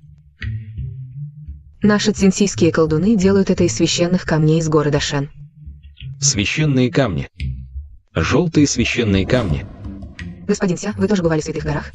Я иду. Это же сера. С ней я смогу сделать мушкеты и мины. Принцесса, не могли бы вы продать мне немного? Ваши священные камни. Я куплю по любой цене. Не надо. Не за деньги. А чего же хочет принцесса? То, чего я хочу. Разве ты еще не догадался? Принцесса. Что вы делаете? Днем я могла притворяться, что не замечаю, но я не ожидала, что он такой большой. В этом глухом дворце так одиноко. А черт, это же ловушка красавицы. Разве ты не хочешь узнать? Может, сойдет и так? Принцесса. Такие шутки неуместны, неуместны. Ты самый храбрый и мудрый мужчина, которого я встречала. Только ты достоин стать моим супругом. Будущим правителем Цзиньси. Вторым после одного человека. Выше 10 000 людей. Разве это не интереснее, чем быть мелким евнухом Вся?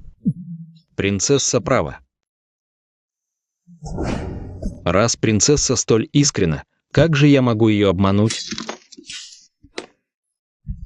Ночь коротка, принцесса. Давай сегодня же устроим брачную ночь. Не торопись. Подождем до свадьбы, тогда и устроим. Чтобы не было лишних проблем, давай сегодня же все и устроим, а?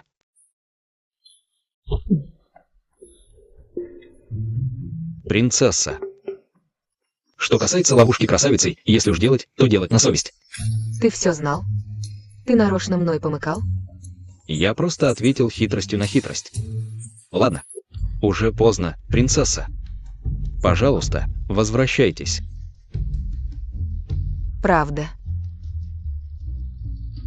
Но твое тело говорит мне, что у тебя есть чувства. Господин, Хуянь поднял войска.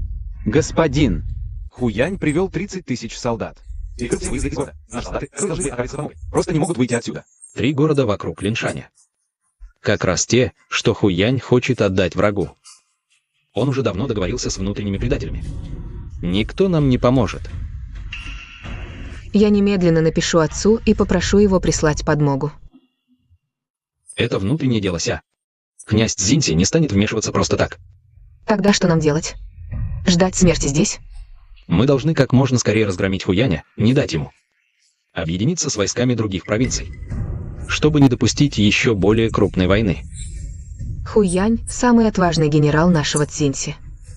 Его зовут Бессмертным Богом Войны. Чем ты собираешься его победить? У Бинмаса всего-то горстка людей.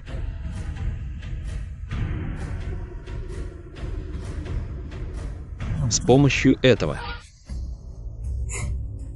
Ты что творишь, Сяян? Неужели нельзя перестать шутить? Господин, Эта дымовая шашка годится только для самозащиты, но чтобы уничтожить целую. элитную армию – это просто абсурд. Если все сделать так, как я говорю, нескольких сотен человек будет достаточно. Не неси чепуху. Если у тебя получится, я отдам тебе всю мою сказочную рудную шахту. Потом подготовь для меня список материалов. Собери все нужные. И принеси мне завтра. Есть. Золотая кольчуга Хуяни не пробивается ни мечом, ни пулей. Он и так зовется Бессмертным Богом Войны. Твои дымовые шашки даже не могут навредить ему. Господин, Хуянь однажды в одиночку. Одолел 7 генералов Ся. А уж его 30 000 солдат — это элитные воины, каждый стоит 10. Если ты сможешь победить его. Только если солнце взойдет с запада. Острое оружие в руках. 1 человек может остановить 1000. Понимаешь, раньше этого оружия действительно не было. Но если я его создам, оно у нас появится. Если ты сможешь его создать, я выйду за тебя замуж. Тогда тебе придется быть только второй женой. Ничего страшного. Если ты сможешь победить его, я согласна даже быть третьей женой. Хорошо. Слово есть слово.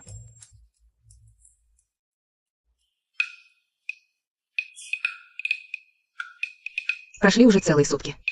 Готов ли Ся Ян наконец? Это не дело одного дня. Дайте господину еще несколько дней. Мы можем ждать, но Хуянь может. Ты еще вернулся. Как дела? Что, так хочешь стать моей второй женой? Внесите вещи.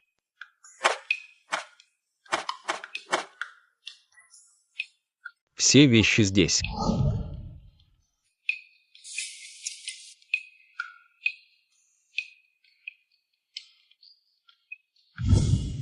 Ли Чэнь.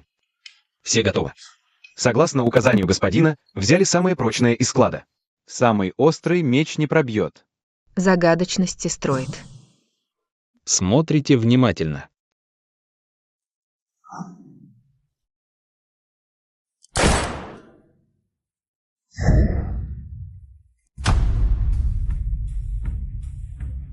Как в мире может существовать такая мощная вещь?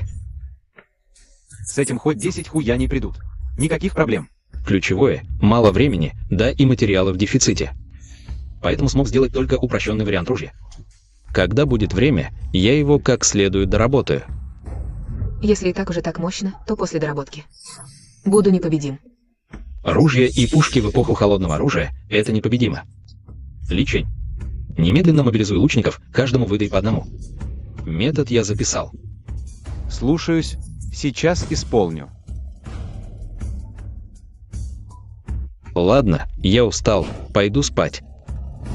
До каких пор? Ты еще можешь спать? Не думай, что с парой крутого оружия ты уже победитель. Расслабишься, проиграешь. С Хуянем. Лечения хватит. Только не попадись потом Хуяню. Не надейся, что я за тебя заступлюсь. Так переживаешь за своего будущего мужа. Ли Чэнь не справится с Хуянем. Лучше подумай, как спасаться. Тогда, может, перед смертью дай мне наесться досыта. До каких пор? Ты еще об этом думаешь? Умереть под пионами. И призраком буду лихим. Ай, надоел. Я же сутки не отдыхал. Говорю тебе, отдохну, и мы с тобой сразимся. 3 суток. Кто с тобой сражаться будет 3 суток?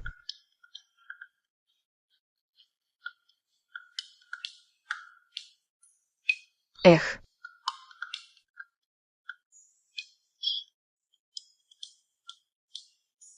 И правда уснул.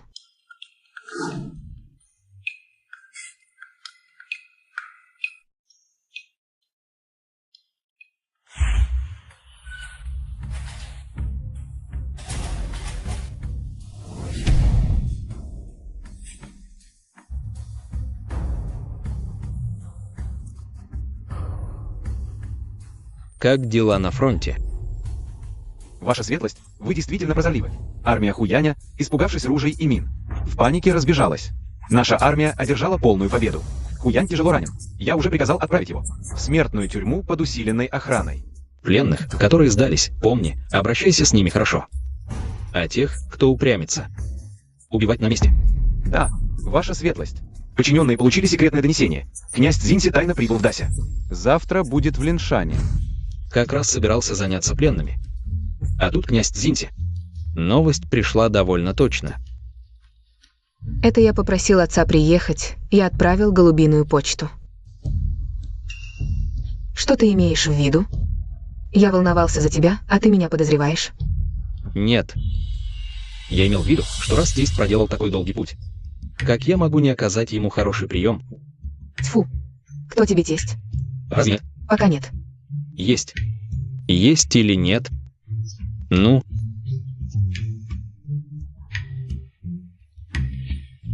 Кажется, я услышал невероятную тайну.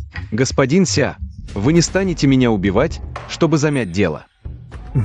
Господин Ся искусно командует войсками. За 1 день смог разгромить 30 тысяч элитных войск Хуяня. Молодежь действительно внушает уважение. Князь Цзиньси, вы мне льстите. Все это мелочи, не стоят упоминания. Отец и не только. Вчера, когда на улице гремел гром, он был уверен в победе. Прятался в комнате и крепко спал. Правда.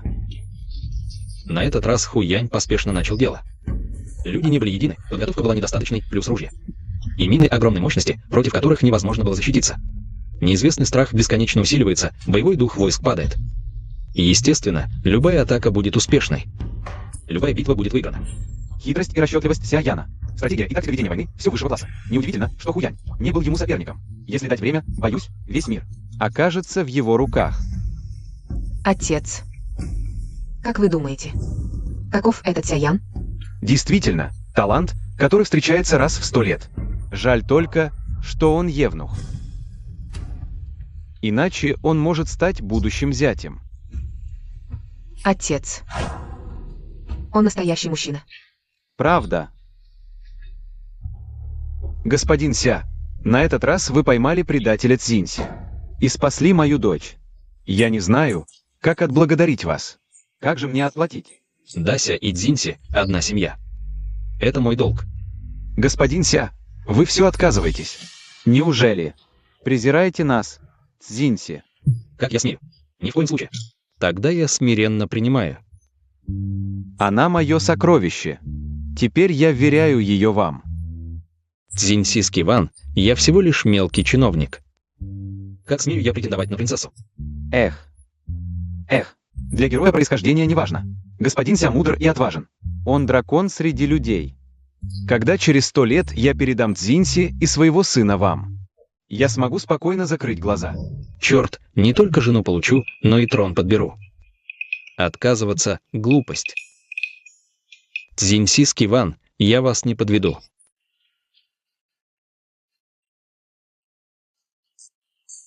Братан, давай поговорим по-хорошему. Не будь таким грубым. Кто тебе, братан? Сиян, ты слишком нагл. Нагл. А вот. Еще наглее. Эй, ты. Отпусти меня. Ваше Величество будет играть в миньонов. Сегодня раб возьмет и богатство, и красавицу. Ваше Величество, раб так по вам скучал. Теперь вы зять Цзиньси. И будущий правитель Цзиньси. Вспомните ли вы еще обо мне? Ваше Величество, вы ревнуете. Если Цзиньси подчиняется мне, разве это не значит, что и вы можете им командовать? П.Ф. Я велел тебе покорить Линшань, а не принцессу Цзиньси. Скажи, ты разве не потому, что она красива? С ней и завел шашни. Ваше Величество. В моем сердце. Никто не сравнится с вами. Тогда почему ты не писал? Я все отдал Линшаню. Борясь с Хуянем. Я целые сутки не смыкал глаз, просто не было возможности. Если бы не твоя заслуга в убийстве Хуяня, я бы строго наказал тебя. Ваше Величество, раз уж я заслужил, не должны ли вы Чем-нибудь наградить меня? Ты теперь зять Цзиньси. Что я могу тебе еще дать? Разве Ваше Величество не знает, чего я хочу? Ночь глубока, роса тяжела. Пока вас нет. Я помогу вам лечь спать. Гладкий на язык. К делу. Я слышал, ты изобрел мощное оружие. Да, рецепт, список материалов. Все здесь. Вашему Величеству нужно лишь распределить людей. Сколько пожелаете, столько и будет. Что это за сера? Я никогда о таком не слышал. Это очень мощная вещь, в нашей Дася ее нет. Зато в Цзиньси много, поэтому возвращайся. Я привез много с собой. Хм. Принцесса Цзиньси и правда не жалеет для тебя. Ваше Величество, ваша ревнивая мина весьма мила. Ты умен, храбр и находчив. Рядом со мной ты можешь быть лишь безымянным маленьким евнухом. Тебе, наверное, обидно.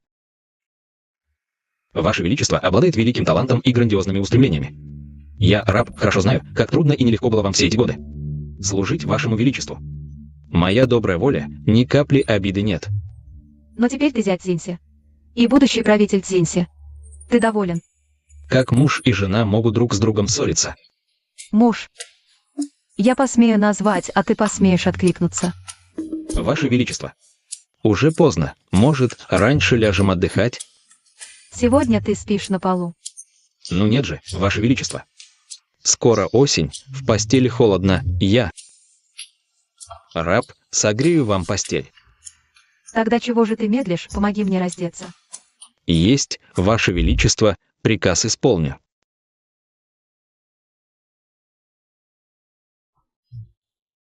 Проснулся.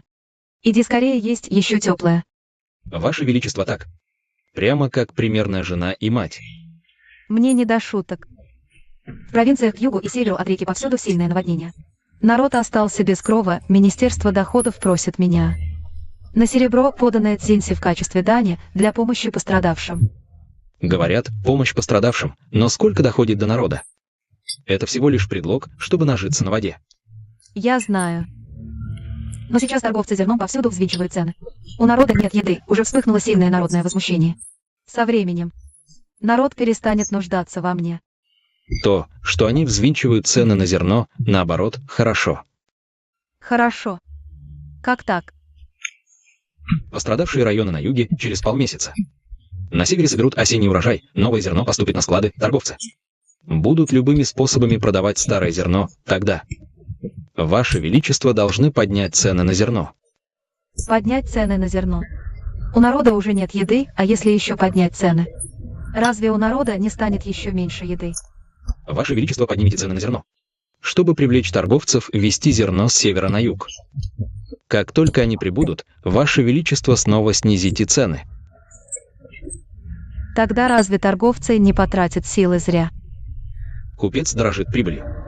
Когда они поймут, что из-за высоких цен не смогут продать, а новое зерно продолжает поступать на склады, чтобы уменьшить потери, им придется продавать по низкой цене.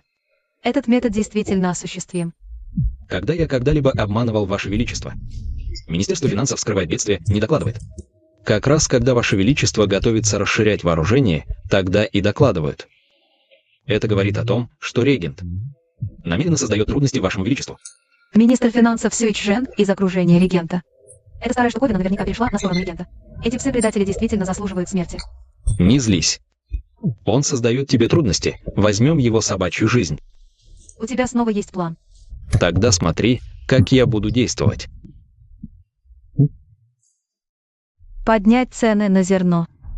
Уважаемые министры, какие есть мнения?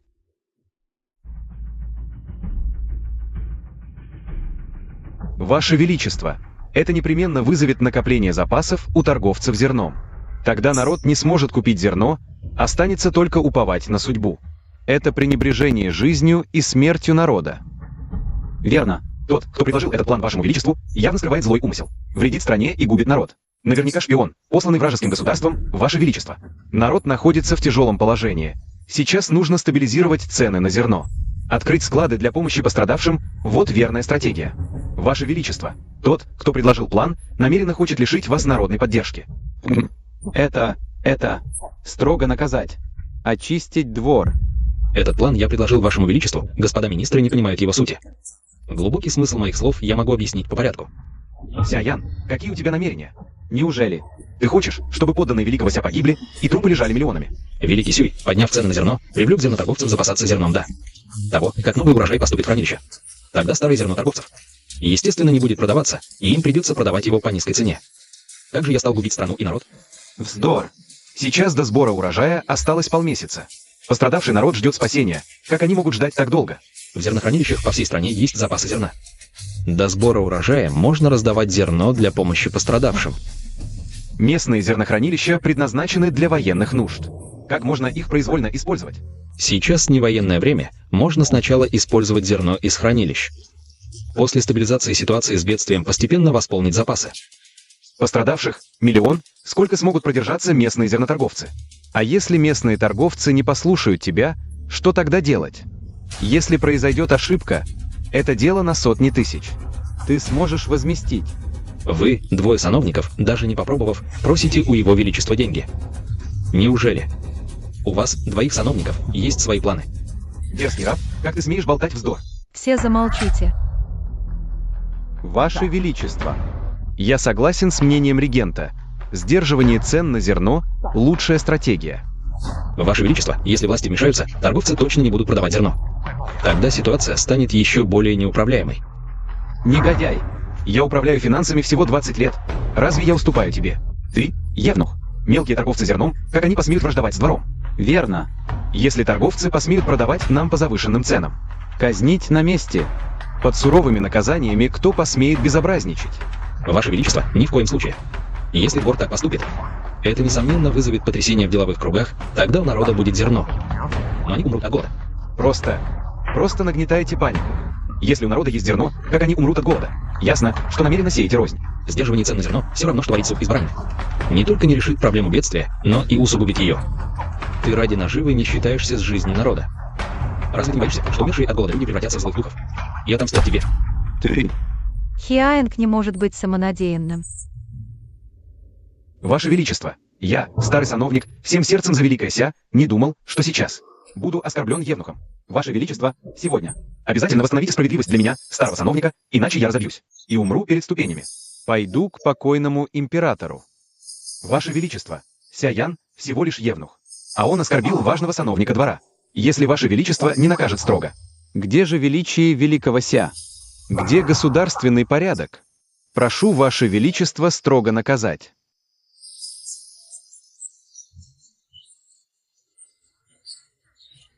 Ся-Ян, звезда Вашего Величества, связан глубокими узами. Это же естественно для человека. Если Ваше Величество не желает наказывать, то пусть так и будет. Старый хрыч говорит такое, ты хочешь поджарить молодого императора? На огне. Тогда подумайте, Ваше Величество, раб дерзко высказался. Оскорбил двух сановников, раб готов принять наказание.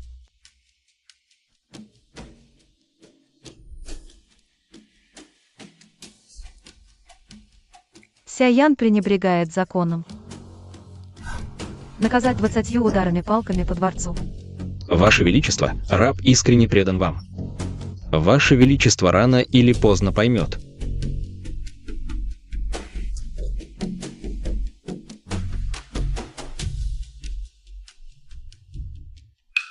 Все подготовлено. Будьте спокойны, евнух Ся, все сделано по вашему приказу. Чуть позже вам нужно лишь притворно покричать пару раз. Ай, мать твою, как больно. Сюйчжэн, Здесь. мы жалуем тебе 300 лянов серебра для помощи пострадавшим. Подданный повинуется указу. Будьте спокойны, Ваше Величество, не пройдет и полумесяца. Как старый слуга обязательно облегчит бедствие. Так будет лучше всего. Если не справишься, твоя участь может оказаться хуже, чем у Ся-Яна. Да. Старый слуга обязательно обеспечит народ доступным зерном. Так будет лучше всего. Совет окончен.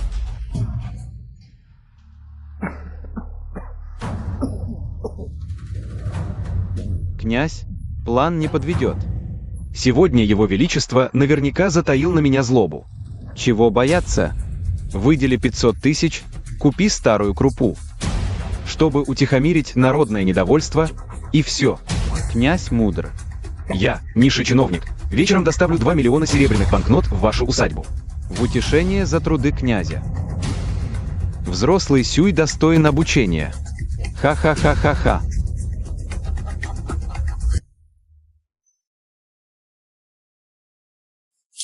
Эх. Ты же убиваешь своего мужа. Ты еще говоришь. Зачем ты ссоришься с Сюйчжэном? Он ведь полноправный министр 2 ведомств, какая тебе польза от вражды с ним? Если действовать по методу Сюйчжэна, не пройдет и полумесяца, как вспыхнут повсеместные бунты. Чем яростнее я сегодня с ним поспорю, тем суровее Его Величество накажет его. В будущем. Я понимаю твой замысел, но дворцовые палки могут убить человека. Его Величество опечалился. Не волнуйся, я уже подкупил евнухов, исполняющих наказание. Выглядит пугающе. Через пару дней пройдет. Я обязательно отомщу за тебя. Вот все донесения о самоубийствах зерноторговцев. И бунтах, и восстаниях народа. Сюйчжэн, объясни мне толком. Куда делись ассигнования двора? Почему бедствие? Все усугубляется. Ваше Величество, я лишь отвечал за выделение средств. Куда пошли деньги на помощь пострадавшим? Я действительно не знаю. Мерзавец. Это ты тогда так уверенно клялся мне, что бедствие пойдет на спад меньше, чем за месяц. А теперь говоришь, не знаю. Ты что, надо мной издеваешься? Я. Увести его. 50 тяжелых ударов палками во дворе. Пощадите. Погодите. Ваше Величество, господин Сюй всегда был предан двору. Не слишком ли сурово это наказание? За эти несколько дней от голода погибли десятки тысяч пострадавших по всей стране. Если бы не заслуги Сюй-Джина, я бы непременно истребил его 9 поколений. Но... Регент. Именно регент тогда вместе со мной устанавливал законы и собирал доказательства. Но факты теперь налицо. Неужто регенту все еще нужно столько говорить? Я не смею. Увести. Бить его для меня как следует. Ваше Величество, пощадите. Пощадите, Ваше Величество. Пощадите.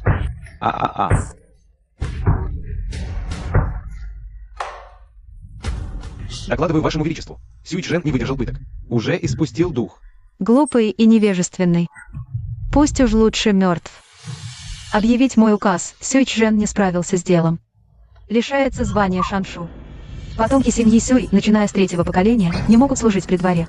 Ныне бедствие слишком велико, даже в столице миллионы пострадавших.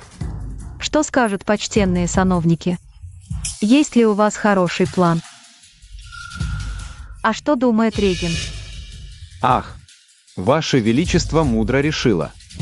Я, старый сановник, не смею болтать вздор. В таком случае я желаю отобрать способных людей из всех ведомств и создать отряд императорской гвардии. Преданный императорской власти, он будет надзирать за всеми чиновниками. Чиновники ниже 3-го ранга могут быть казнены без предварительного доклада.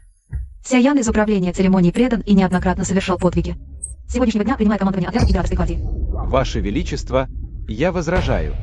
Такая огромная власть, а вручается евнуху. Ваше Величество, Сяян всего лишь умник. Надзор за чиновниками. Огромная власть, как он может с ней справиться? Когда дело доходит до работы, вы все бесполезны. А вот когда нужно сомневаться в талантливых министрах, вы все красноречивы. Ваше Величество, у Сяяна действительно есть талант. Но он все же евнух внутреннего двора, а государственные дела сложны. Он может не справиться. Если бы ты мог спасти народ от бедствий. Эту должность начальника императорской гвардии ты бы тоже заслужил. Ваше Величество, это касается жизни и смерти тысяч людей, нельзя ошибаться. Господин Сюй не справился с делом, он заслужил смерть. Но если Сяян допустит ошибку, что тогда делать? Я ручаюсь за Сяяна. Если он допустит ошибку, я беру всю ответственность на себя. Хорошо, я буду смотреть.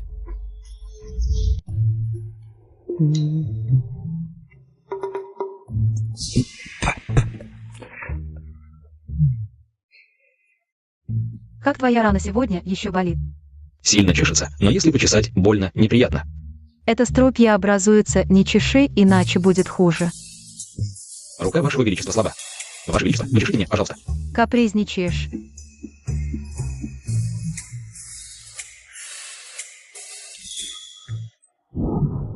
Собака-слуга, куда ты тянешь? Ваше величество, здесь тоже очень чешется. Прошу ваше величество почесать мне. Правда. Угу. Раз тебе так неудобно, по-моему, лучше отрезать. А? Разве тогда ваше величество не останется вдовцом на всю оставшуюся жизнь? Ты. Я так и знал. Ваше величество, вам же жалко, правда? Видно, тебя побили недостаточно сильно, раз есть настроение шутить. Просто вижу, что ваше величество не в духе. Хочу развеселить вас. Сегодня на утреннем совете я казнил Сюй-Чжэна. Это можно считать местью за тебя и невинных людей. Фан Цин и Сюй-Чжэн мертвы. Это все равно, что отрубить регенту левую и правую руки. Его сила теперь явно не та, что была. Если мы действительно хотим его свалить, нам нужен законный предлог. Я также назначил тебя начальником императорской гвардии, ответственным за помощь пострадавшим. Но многократно препятствовали. Он думает, как с тобой справиться. Эх, по-моему. Тогда мы сможем заманить врага в ловушку и уничтожить его с корнем. У тебя снова есть идея. Если ваше величество угостит меня мясом, я вам расскажу.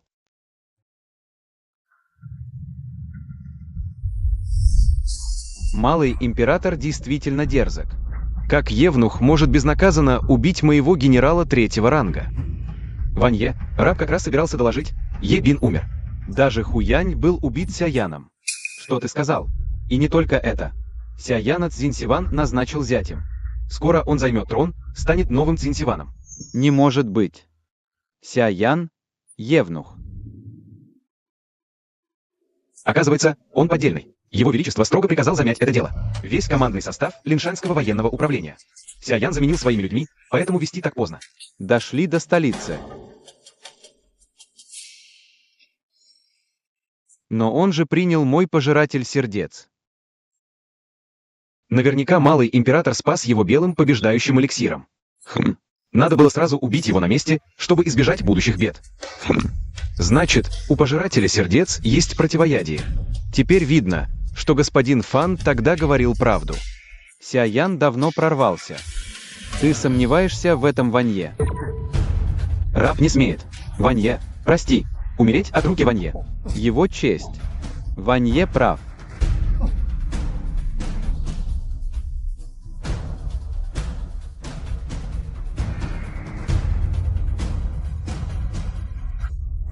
Те, кто не верен этому Ванье, кто плохо выполняет дела, Недостойны быть моими слугами.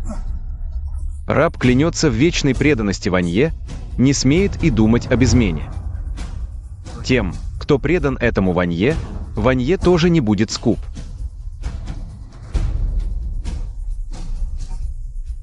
Вот твое противоядие на этот месяц. Благодарю Ванье за дар. Ступай за город, найди несколько новых лиц. Пусть переоденутся беженцами, проберутся в город. Чем больше хаоса в столице, тем лучше. Посмотрим тогда. Как этот пес-слуга выкрутится из этой ситуации? Есть.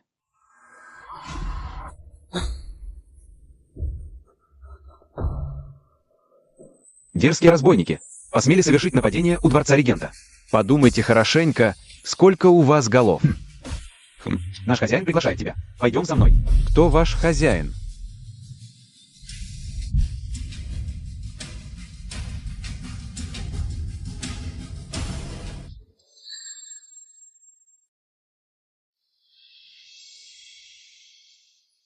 Очнулся.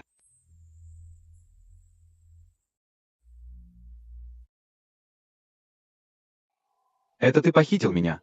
Что ты задумал? Хотел с тобой поболтать по старинке, боялся побеспокоить. Так что, говори потише. Тьфу, ты неблагодарный подлец.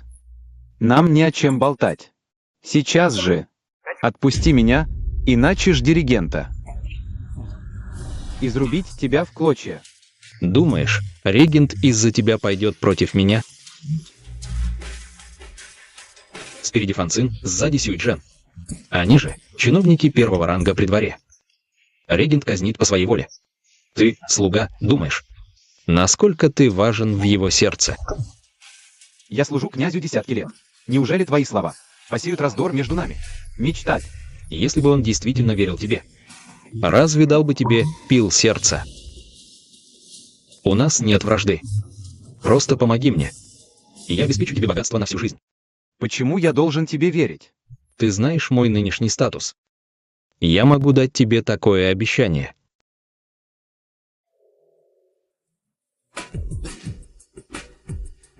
Вот противоядие от пил сердца. Хочешь, принимай. Исход битвы неизвестен. Почему бы не иметь еще одну опору? Иди.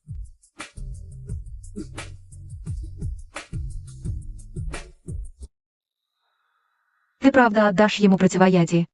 Боюсь, он предаст. Этот старик подозрителен и вспыльчив. После гибели Фан Цина и Сюйчжэна многим стало ясно. Он умен. И с противоядием подчинить его проще простого. Так ты убил Сюйчжэна. Не только для очистки политики, но и как подготовку к сегодняшнему дню. Сколько же у тебя хитростей? Ваше Величество, хотите узнать, сколько их на самом деле? Регент сейчас готов вырвать твои кости. Выпить твою кровь. Неизвестно, что он задумал. И ты еще смеешься тут. Если Ваше Величество меня поцелует, я подарю вам кости этого старика. Что ты опять задумал? Это секрет. Разве что за наградой. Нельзя поздно. Нужно вернуться во дворец до темноты. Понял. Слуга повинуется указу.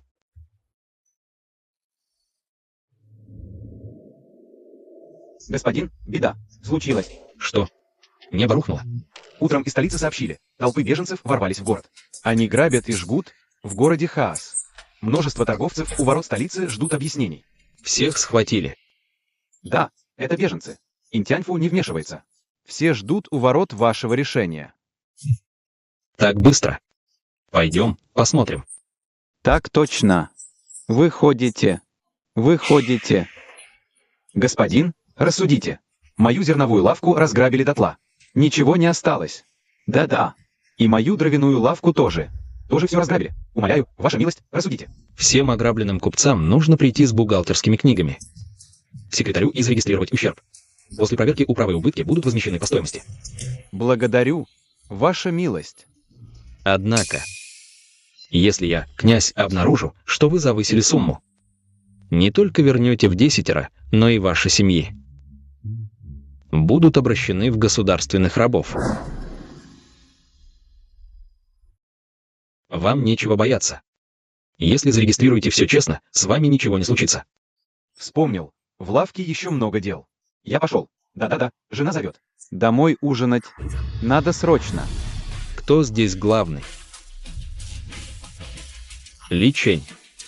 Сходи на кухню, принеси побольше риса и пампушек. Слушаюсь.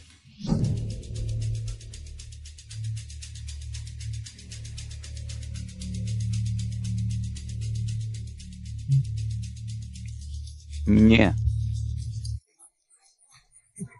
Хочешь поесть, говори правду. Иначе казнить на месте без пощады. Ваша милость, это простой народ. Казнить на месте, не слишком ли? Покинули родные края, голодают. Жалко, конечно. Но бесчинствовать, грабить. Нарушать порядок в стране – это уже бунтовщики сброд. Я разорюсь, но спасу народ. А бунтовщиков не пощажу. Не слушайте его. Чиновники все негодяи. Грабим. Кто посмеет грабить, будет казнен. Говорите, в конце концов. Кто вас привел? Он нас привел. Говорил, власти плевать. На нашу жизнь и смерть. Личень, схвати его. Под пытками выбей, кто стоит за ним. Увести. Не грабить. Стойте спокойно в очереди, всем достанется. Правда. Правда нам дадут. Император знает о ваших страданиях и послал меня с продовольствием. Все подданные Великой Ся получат зерно и кров над головой. Благодарим императора. По одному, в очередь. В очередь.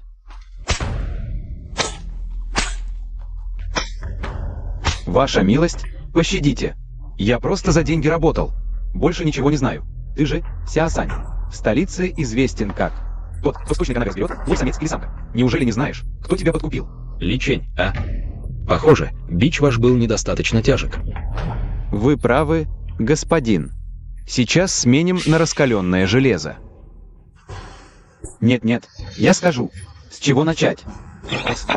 Нос. Или ваше достоинство. Да-да, это дворецкий регента.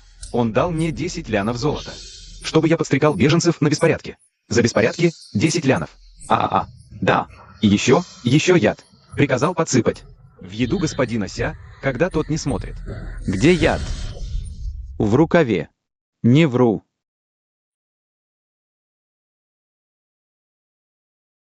Взять признание с подписью и отпечатком. Передать в Интяньфу для следствия. Как идут дела? Сяосань успешно внедрился в императорскую гвардию. Скоро должно дойти известие. Об отравлении Сяяна. Отлично. Со смертью Сяяна малолетний император не составит угрозы. Срочно отправь эти письма. По адресатам. Когда время придет. Поднимем восстание на месте. Слушаюсь. Сейчас отправлю. Князь, не вините слугу в жестокости. Я лишь спасал свою жизнь. Старый хрыч не угомонится, даже тебя убить задумал. Хорошо, что ты смышленый, не попал в ловушку. Но не думал я, что столько народу втайне снюхалось с регентом. Воистину мерзко. Эти люди как флюгеры. Куда ветер подует, туда и повернутся. Ни на что не годны. Верно.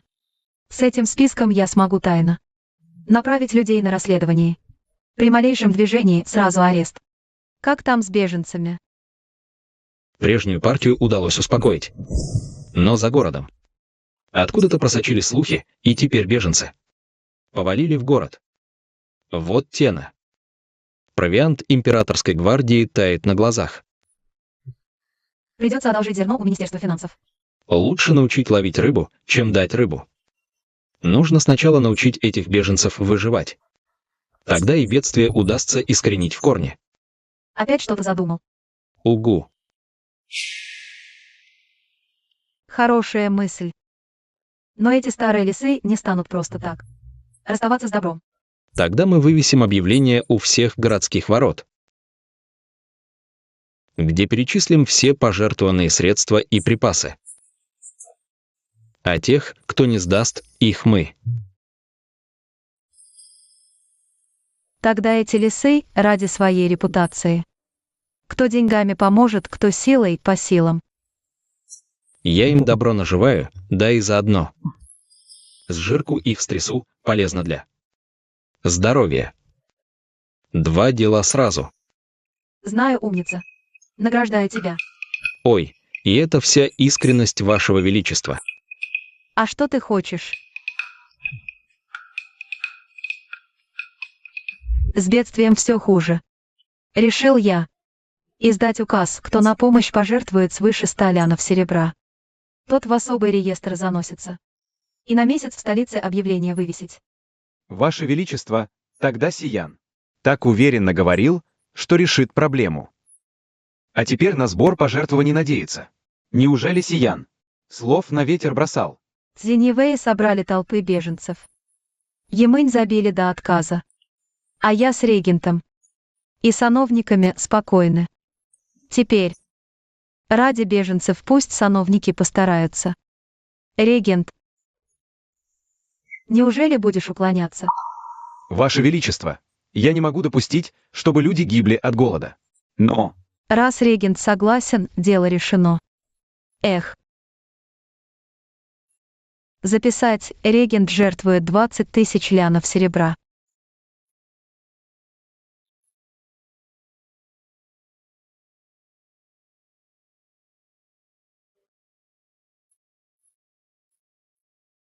Ваше Величество, когда я это говорил? Я помню, в прошлом году регент матушке императрице ширму перламутровую с серебром поднес. 30 000 лянов потратил. А ради беженцев чуть-чуть помочь. Всего 20 000 лянов серебра. Регент, неужели и тут будешь уклоняться? Вряд ли это правильно. Ваше Величество. Абсолютно прав. Сановники.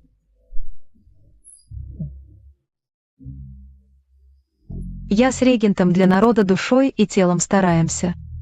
Неужели сановники хотят пожинать плоды, не трудясь?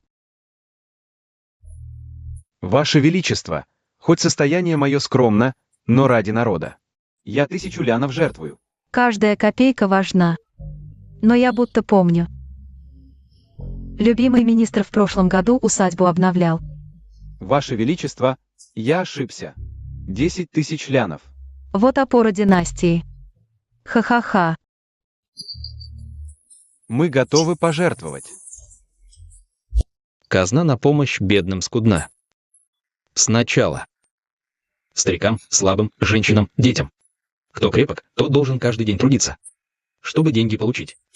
Господин, мы сюда бежали. Ни родных, ни знакомых. Чем можем заняться?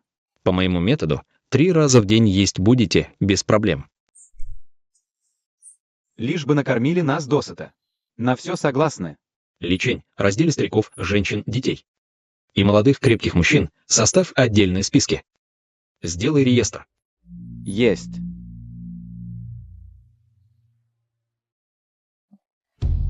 Ваша честь, как поступить с этими беженцами? Палаток от военного министерства уже не хватает. Я планирую купить усадьбу в пригороде. С одной стороны, решит вопрос работы для беженцев. С другой, обеспечит их жизнь. А с полезными как быть? Чиновники двора из благотворительности собрали 300 тысяч. На полгода хватит, проблем нет. Кстати, Ваша честь, в последние дни многие зерноторговцы приходили. Хотят продать зерно по цене. Вдвое выше рыночной. Как ваша воля? Скажи тем торговцам, я куплю за полцены. Не согласятся. Пусть. Ныне зерно на вес золота. Разве они согласятся? Новый урожай уже собран. Старое зерно у них. Уже и на 10-ю часть не продать. Полцены и то щедро. Продадут. Кроме того, убери всех солдат вокруг лагеря беженцев. Ваша честь, если солдат не будет. И начнут пакостить. Как быть? Солдаты не уйдут. Откуда им снова прийти? Беда, Ваша честь. В пригороде ЧП. Проснитесь. Что за шум? В пригороде внезапный пожар. Сгорели не только дома, что строили, но и погибли десятки беженцев. Сотни ранены. Что? Как так? Регент ведет людей в императорскую гвардию. Говорит, арестует вас, ваша честь, для суда. Сяян плохо справился с помощью пострадавшим. Привел к гибели множество беженцев. По приказу арестую. Окажешь сопротивление, казню на месте. Я лично назначен императором главой императорской гвардии. Если князь хочет меня казнить, нужно согласие императора. Думаешь, император еще защитит тебя? Взять его? Ваше Величество, в пригороде пожар унес 18 жизней. Пострадало 28 домов, есть раненые и погибшие. Прошу строго расследовать и дать ответ народу и чиновникам. Ваше Величество, ваш слуга невиновен.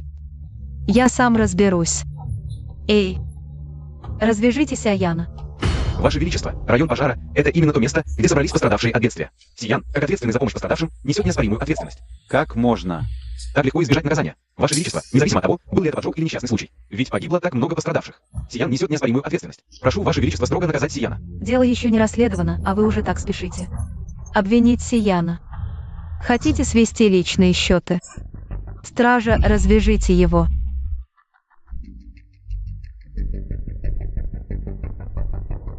Сиян. На вашей территории произошло такое серьезное происшествие. Обязательно все расследуйте и как можно скорее доложите. Слуга повинуется воле императора. Ваше Величество, вы намеренно покрываете его. Ваше Величество, этого ни в коем случае нельзя делать. Ваше Величество, когда господин Сюй плохо справлялся с помощью пострадавшим, вы забили его до смерти. А теперь, когда Сиян плохо выполняет свои обязанности, вы просто закрываете на это глаза. Как народ может искренне подчиниться? Прошу Ваше Величество отменить свой приказ. Отмените свой приказ. Вы снова на коленях. Я, князь, получил повеление от покойного императора помогать Вашему Величеству в управлении. Если Ваше Величество проявляет упрямство и пренебрегает законом, я, князь, ни за что не соглашусь. Регент так притесняет императора. Вы что, хотите устроить мятеж? Мерзавец. Здесь не место говорить такому евнуху. Эх. Сиян. Регент, вы осмелились ударить на моих глазах. Этот раб первым проявил дерзость, я лишь слегка его проучил. Сиян. Сиян, как ты? Вызвать лекаря.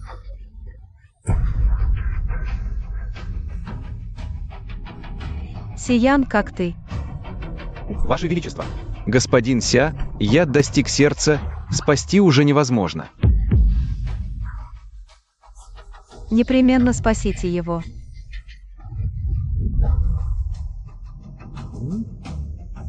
Сиян действительно уже не спасти. Отвечаю, князь. Даже если бы Хуато был жив, его было бы трудно спасти. Ваше Величество. Господин Ся.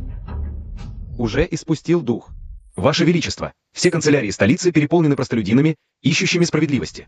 Доклады о бедствиях со всех концов страны лежат горами. Ваше Величество, как вы намерены с этим справиться? Новое зерно уже постепенно поступает на склады. Цены на зерно скоро стабилизируются.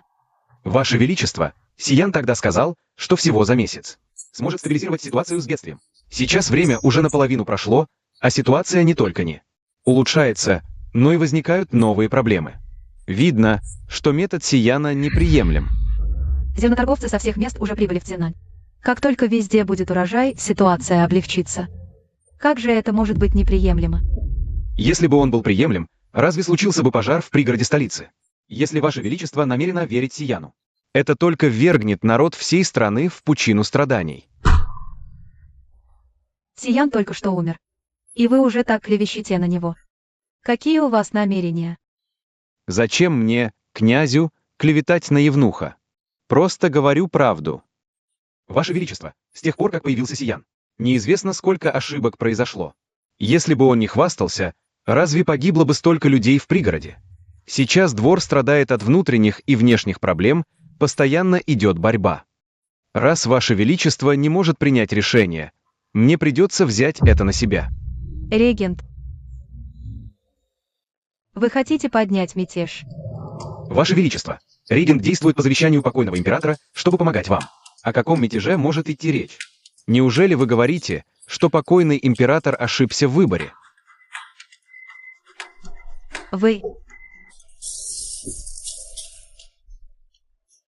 Мой указ никто не смеет. Отменять политику Сияна. Никто не смеет. Позвать врачей. Ваша светлость, как дела? Я спросил у врачей. У его величества приступ гнева. Плюс чрезмерные переживания, вот он и кровь харкнул. Врачи говорят, его величество ни в коем случае не должен больше гневаться. Иначе. Иначе что? Его величество с детства слаб здоровьем. Если гнев снова повредит его тело. Возможно, он не протянет и несколько дней. Ха-ха-ха-ха. Небо мне помогает. Ха-ха. Поздравляю вашу светлость. У его величества нет наследников. Как только он скончается, вы сможете. Законно взойти на трон. Десятилетия моих стараний не прошли даром. Ха-ха-ха. Старый негодяй, отдай свою жизнь. Охрана. Убийца. Женщина. Кто тебя послал? Не скажешь правду, сверну тебе шею. Я принцесса Цзинси. Посмей тронуть меня. Принцесса Цзинси. Принц, ты ночью пришла убить меня. Неужели ты не боишься спровоцировать войну между двумя странами? Ты убил Сияна. Я отомщу за него. Я почти забыл об этом подлом псе Сяяне. Он же зять Цзинси, а эта маленькая принцесса смела, но глупа. Если мы сможем ее использовать, то для плана старого меня. Это принесет только пользу, никакого вреда не будет. Принцесса, вы все неправильно поняли. Не я убил Сияна. Это сделал нынешний император. Не буду от вас скрывать. Сяян был моим самым способным человеком. Он много лет служил при дворе императора. Несколько дней назад.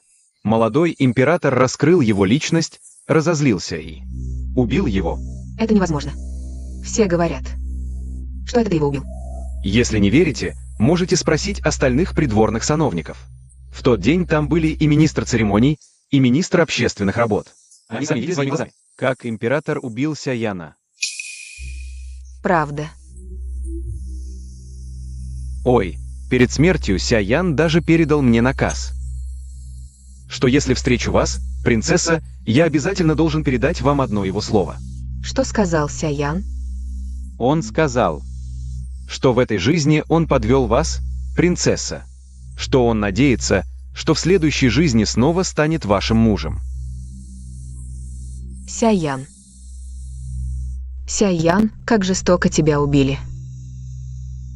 Этот проклятый император. Я обязательно убью тебя. Отомщу за Сияна. Принцесса. Ведь это император Великой Ся. У императора за спиной вся Великая Ся, он давно живет в глубине дворца. Убить его вам будет крайне непросто. И что он император? Он убил Сияна. Я принцесса Цзинси. Не оставлю это просто так. Сяян тоже был моим лучшим подручным. Я относился к нему как к родному сыну, и теперь он мертв.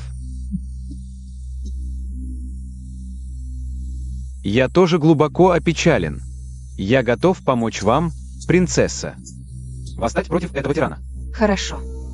Я немедленно вернусь в Цзинси. Выведу войска сюда на подмогу. Отлично. Тогда я буду ждать ваших вестей.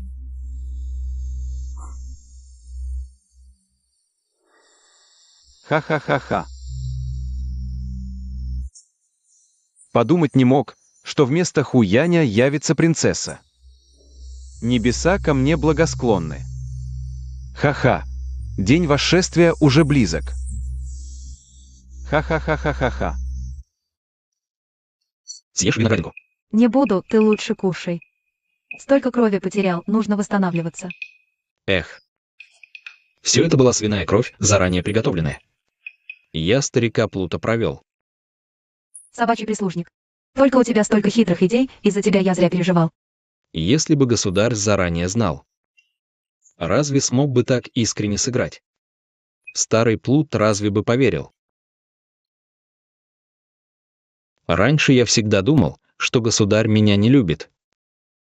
Теперь-то я понял, как сильно я значу для государя. Сяян. Я не могу без тебя, ты должен быть со мной всю жизнь. Государь.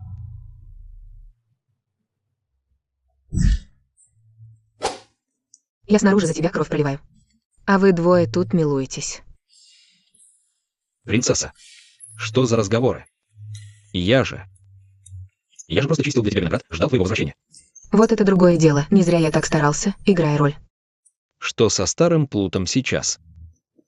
Когда я действую, проблем не бывает, смотри. Глаза покраснели от слез. Принцесса, ты потрудилась. Кстати, что еще говорил старый Плут?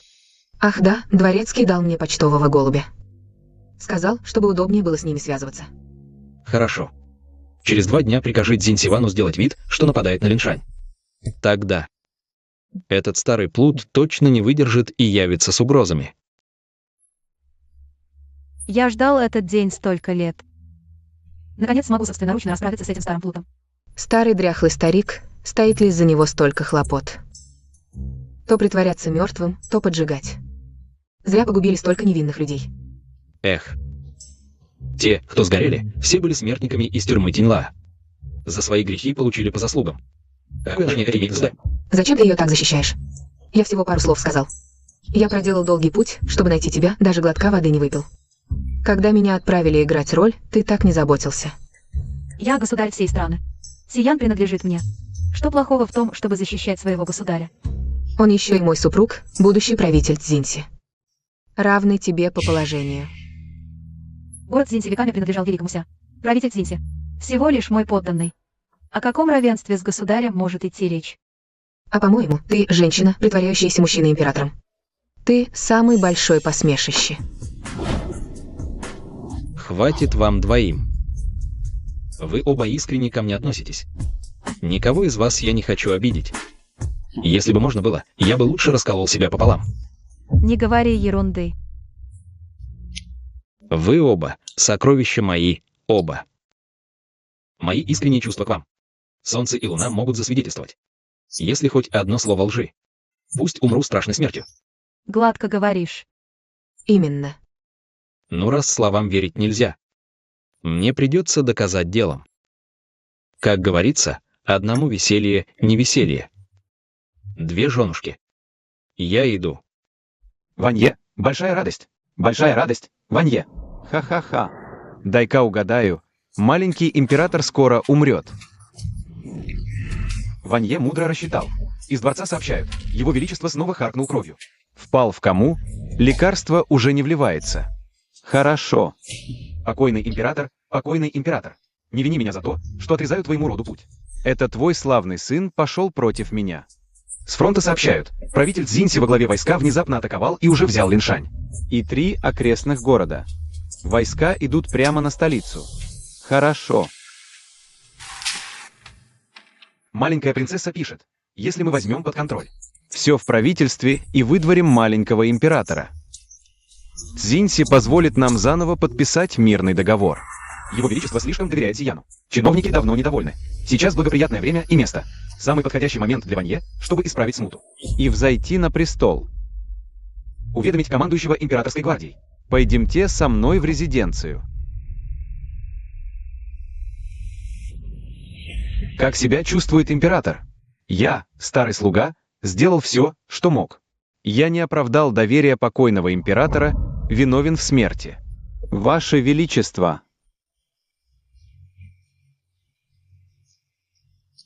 Господа, император скончался в расцвете лет. Это действительно огромная потеря для нашей великой империи Ся. Сейчас самое главное.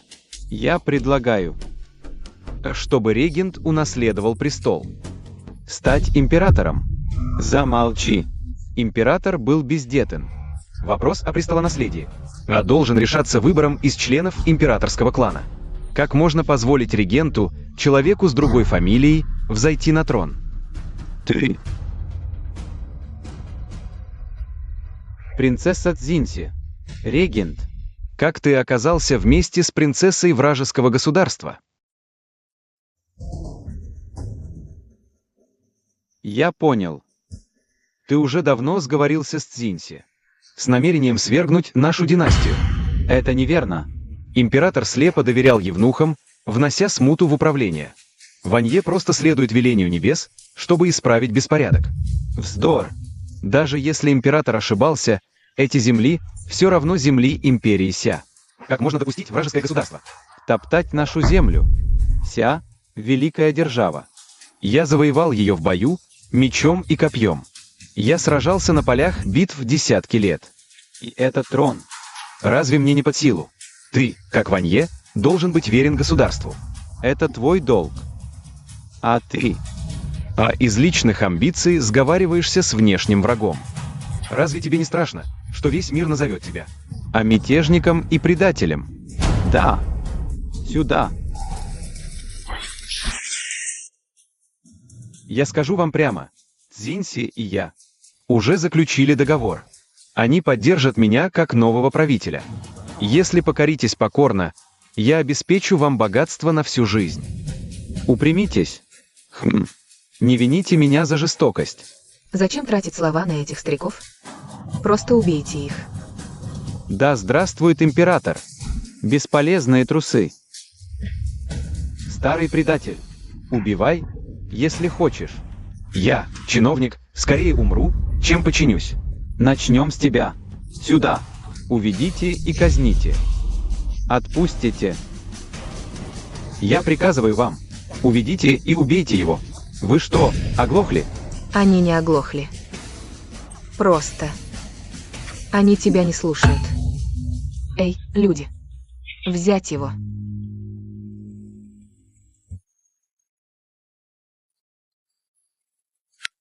Хасинай. Что это значит? Разве ты не хочешь отомстить за Сияна? Сиян сам отомстит за себя. Ваше Величество, вы в порядке? Регент. Видишь, что я и Сиян живы. Ты, наверное, разочарован. Но ты же был отравлен. Как ты можешь стоять здесь невредимым? Это всего лишь хитрость Сияна. Иначе. Как бы ты попался? Ваше Высочество, это называется поймать в ловушку. Мой план был безупречен. Как ты мог узнать? Кстати, об этом.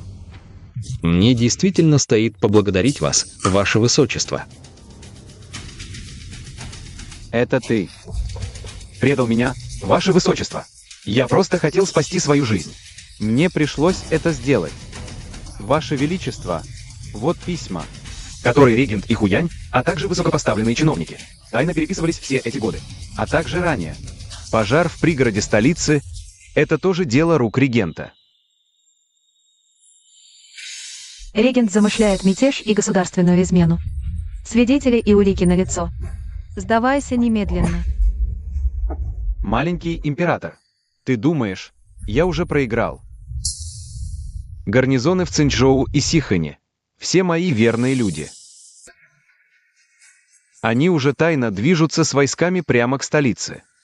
Если ты сегодня посмеешь тронуть меня, Завтра они устроят резню в столице.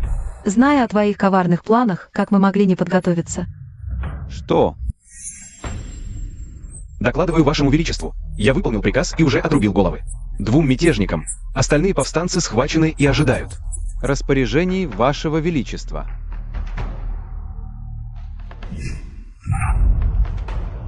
Этого не может быть.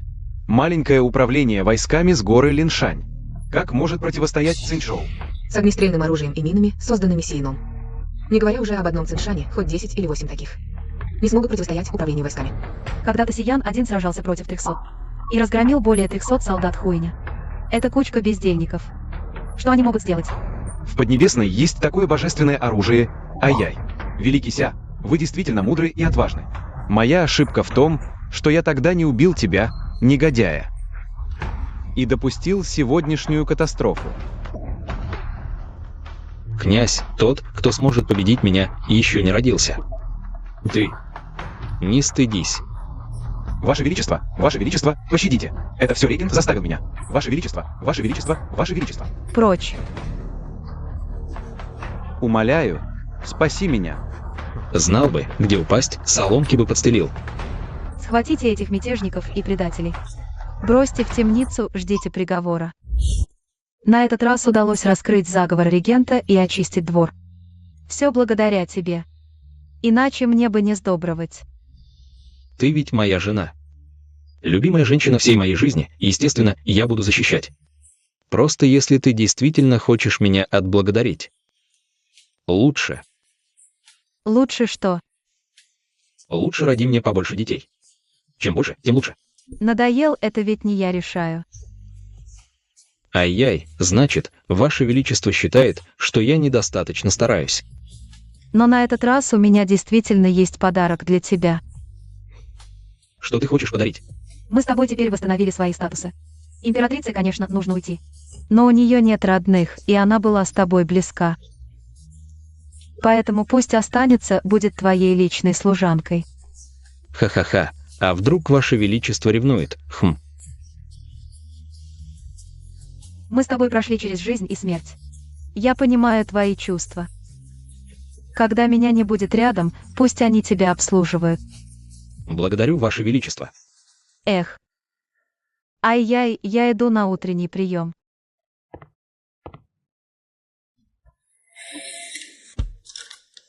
Ваше Величество не выдерживает. Тогда мы будем обслуживать Сияна.